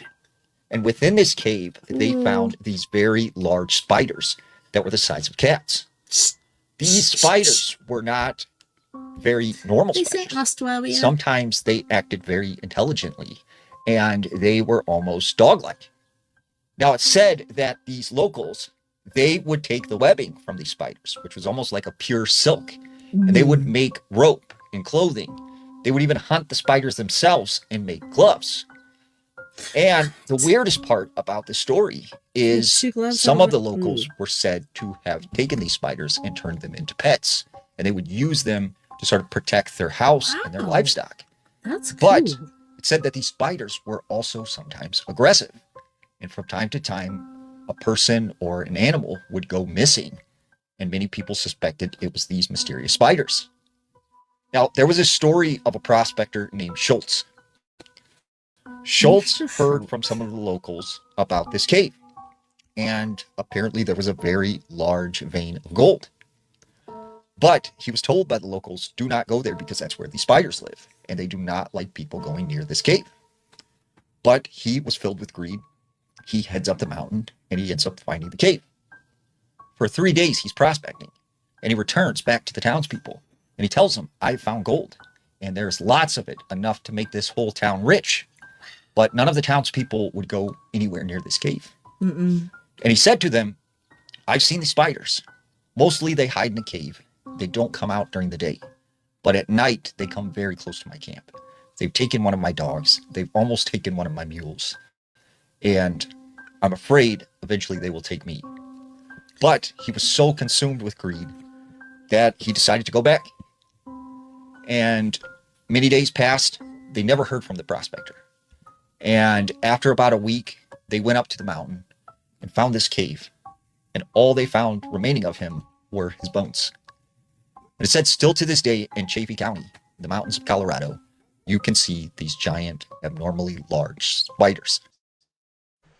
It's heating up, guys. It is heating up. Right, so some more updates for you. I did say that, as and when things come out, I will connect the dots and put it together for you in a presentational format. And here we are.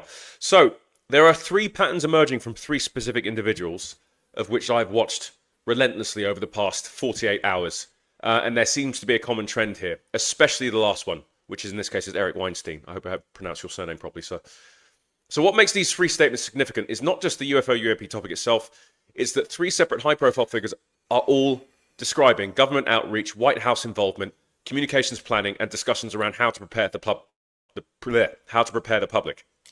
It's a lot of P's there. And the most important voice in this sequence may actually be Eric Weinstein, because he is not a typical UFO personality. And as you know, from when we've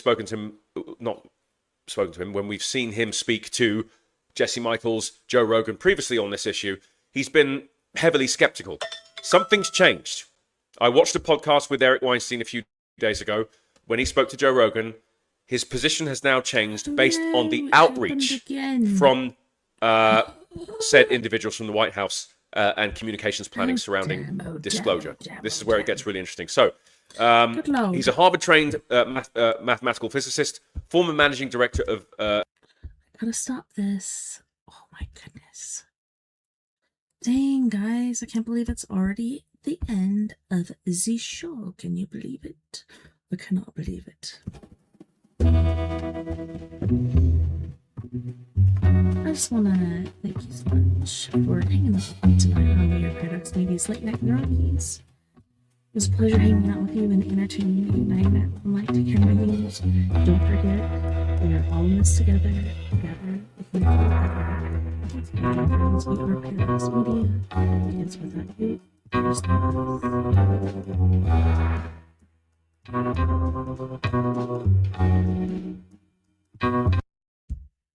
Yeah, that happened fast. All right, let's get back to it. I want to see what Mr. DK Knightley has to say really quick, because damn, this guy has tons of information.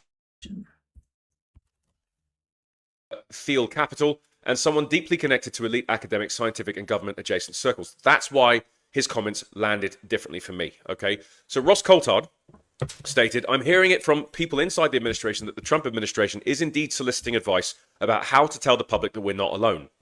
Can't believe I'm actually reading this.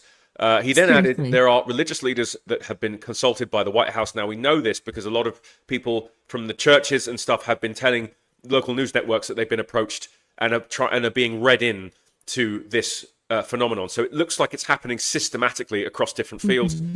Religious leaders need to be, well informed on this. We know that the Vatican has a comprehensive understanding of UAP, and they've got a lot of stuff in their archives as well, of which a lot of whistleblowers have said publicly, including those that have joined the Soul Foundation. We've had certain individuals from the Soul Foundation suggesting that the Vatican is working in conjunction with the White House and the United States to collectively bring people up to speed. And they have archives on this stuff, which is really interesting. It's very, very interesting what's happening right now. And he said, I've actually spoken to people myself who've asked what I think would be the, quote, ontological shock for the public. Why this matters. Ross is describing active consultations, White House involvement, and discussions about public reaction management. Not should disclosure happen, but how should disclosure be handled? Okay? So the next important person here is Jeremy Corbell. Okay? And he stated, I've been reached out to from not just the Pentagon, not just the White House, not just all the different intelligence agencies, then said they want to know how to transmit this information to the American public. Wow. Okay. And critically, if our president does make an announcement, they need to be ahead of it. He also emphasized terminology, wording, and explaining why secrecy existed for decades and why the private aerospace firms, I'm not suggesting that they have been doing this, but why people have been unalived in the process of trying to reveal the truth on UAP. Now, I've got my own personal feelings towards that situation. And as far as I'm concerned, they should be hung, drawn, and quartered. But I don't think that's productive. And I think if we do that, we're just going to scare them off. We need to just absolve them of all wrongdoing and just get this out. We've got to get ahead of this now. We've got to bring people up to speed. There's no way that we can start going after individuals because they're not going to want to play ball. That's just how it is. They're not going to want to play ball if they know they're going to be basically chucked away and the key's going to be thrown away. They're not going to comply at all. Why this matters. This again frames the issue as communication strategy, not discovery. The repeated theme becomes, how do we tell people? Now, number 3, Eric Weinstein. The most significant statement here, Eric Weinstein made arguably the most consequential claim because of who he is. He is not a UFO podcaster. He is not a disclosure activist. No. He is not a paranormal figure. Okay. No. He comes from elite academia and high-level intellectual circles. Well, good for him. That's what makes this stand out more than anything else to me. Okay. On the Joe Rogan Experience, Eric stated, the government outreach to me and Sam Harris and to Lex Friedman. Okay. Okay. Then followed with, there was going to be a mass disclosure. And then critical line, he said, we need people to disseminate these things to the public, and we need to get you informed so that you can help mediate the disclosure. There you go. And why? This is why Eric's statement hits so differently. Eric is essentially he's an intellectual scientist, he's associated with major podcasters and public communicators. Were quietly approached because they had large trusted audiences. According to Eric, the purpose was not entertainment, but mediation. That implies societal management, psychological framing, and controlled public interpretation. Look, it doesn't matter how you shape this. I think this is happening, guys. I'm not trying to jump the gun here, but it's just, you've got to be able to read the room. Now, when you've got academics that are saying publicly to someone like Joe Rogan, I'm now a believer of all of this, and because I've been contacted by said individuals from the government on how we can release this information, yeah, that kind of changes the game for me too. And we, as amateur researchers that have built followings on, on the basis of providing objective information on this, we need to be ahead of this stuff too, because I feel, like I'm part of this process because I've been on this for so long, but I feel it's equally as important for me to make sure I get this information out to you so that you can digest this. This is a lot to take in, guys. Okay, and if this is going to happen this year, we've got a lot to do. There's a lot to do. A lot of things that we need to be read up on, and people need to be prepared for any or every eventuality. Okay, a lot of things are going to change. Science is going to change because we are observing things that don't make sense. Okay, which means there's science that exists that we're not aware of yet, or we are aware of, and that we've had private aerospace firms keeping it under wraps for 80+ years. Legislators are going to have to come in and tear up the rule book and start again fresh. They have to incorporate all of this. And, allegedly there's now, David Grush said there's bodies. There's bodies associated with some of these craft, okay? Seriously. So we need to be brought up to speed. It's all good and well seeing some flashing dot moving on a screen. That is not enough right now. People need to be read in fully. We also need... Well, those that are showing the dot flying around on the screen are there witnessing it. And sometimes it's not moving as quickly as them because they're like, I've been there, where you're trying to film, you're trying to be still, you're just like, oh, because you're freaked out. The mechanisms in place to provide more information. Now, the White House said they're going to be releasing a third tranche of information on the government website on documents and things. And I think, personally, they're going to dial it up each time. I think the more they release, the more the more sensational it's going to start to look. Okay, I think we're barely scratching the surface in what they have in terms of satellite data, satellite imagery, redacted files, written documents, and audio files. We're seeing that NASA. I mean, I'm not surprised, but I'm also immensely disappointed in NASA because they have literally lied to everyone's face and have said we don't know anything about this, including Elon too, because he's tied up with all defense contracts. So I'm not. There's no way he doesn't know about this. I'm sorry. Exactly. So as far as I'm concerned, Elon, you've got some cleaning up to do, sir. And NASA, I'm disgraced, by what you've done so far. You're a disgrace. You're a disgrace. We've seen the redacted files now. A lot of it is NASA derived. It's a disgrace that you guys have not been transparent. You've been paid by the taxpayer and you've been lying to us for God knows how long. Okay. Now I understand that there's been some intervention here, probably by private aerospace firms to keep your mouth shut. But that's unacceptable. That is unacceptable. Seriously. We've had spokespersons time and time again. Bill What's-His-Face from last year. Oh, we assure you that we will tell you whatever. No, you didn't tell us shit, okay? Yeah, you guys are aware of this and you've been lying. We know about the feed cutting on the live NASA feed, okay? You guys have been caught with a hand in a cookie jar, so someone needs to answer and someone needs to be hung, drawn and quartered for it. It's unacceptable. It's un-American. Seriously. It's completely unacceptable that NASA's been hiding this. And I've been saying this for years, and the only thing I can figure is, like we said earlier, there's some of us that are, I don't want to say awakened because people have perverted that phrase, but we've been aware of what's going on around us since as far as back as we can remember. And then children that are born sooner and sooner to now are born gifted, like actually gifted in remembering past lives, etc., etc. Trying to crawl on day 3, like, give me a fucking break. But yeah, there's those of us that know, and then there's those of us that kept our head down. We don't want to know the truth. We just want to work and live our lives and work and live our lives. Sorry, dude, it's happening to you too. I'm not going to be the one to say it because I don't want to burst your bubble or crack your cookie, but... Shit, and have been literally lying, okay? We've seen this from some of the missions from the 60s of these guys reporting stuff they've seen in the sky, yet nothing. No reports on that, and now it's all being released thanks to... They should have just been telling us from the get-go. The Trump administration, yeah. Thanks to the Trump administration. The Biden administration wasn't going to do this, and nor were any other previous administrations. Thanks to the Epstein files. That's the only reason we have disclosure, any of this shit going on.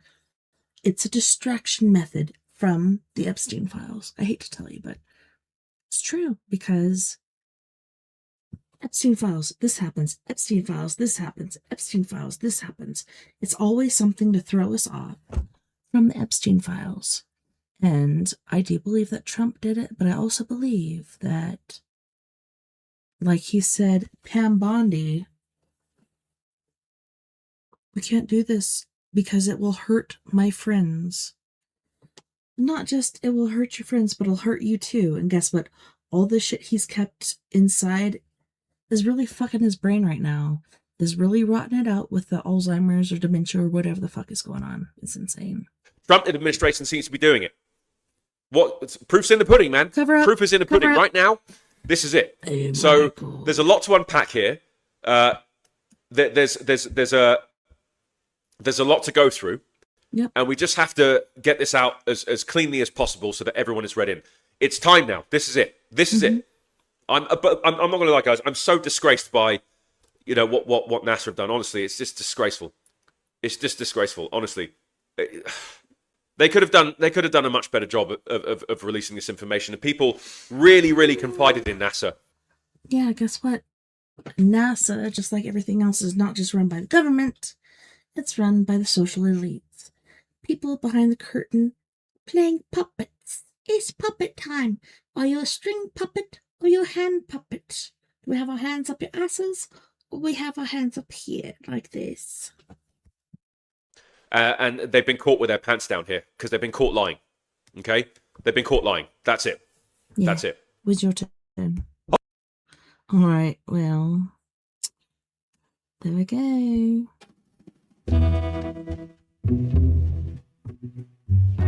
You guys.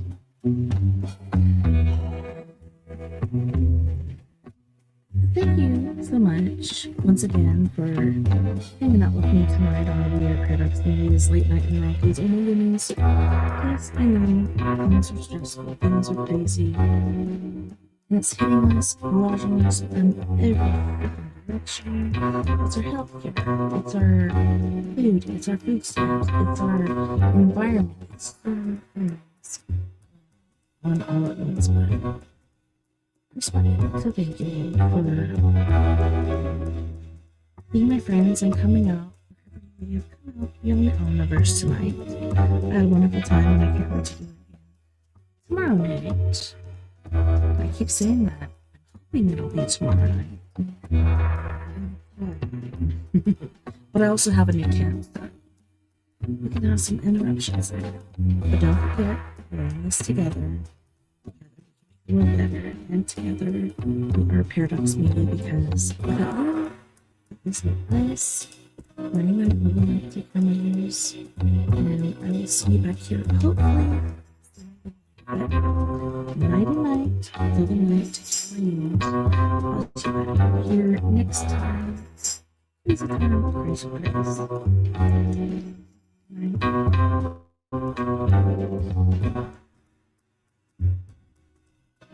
Night.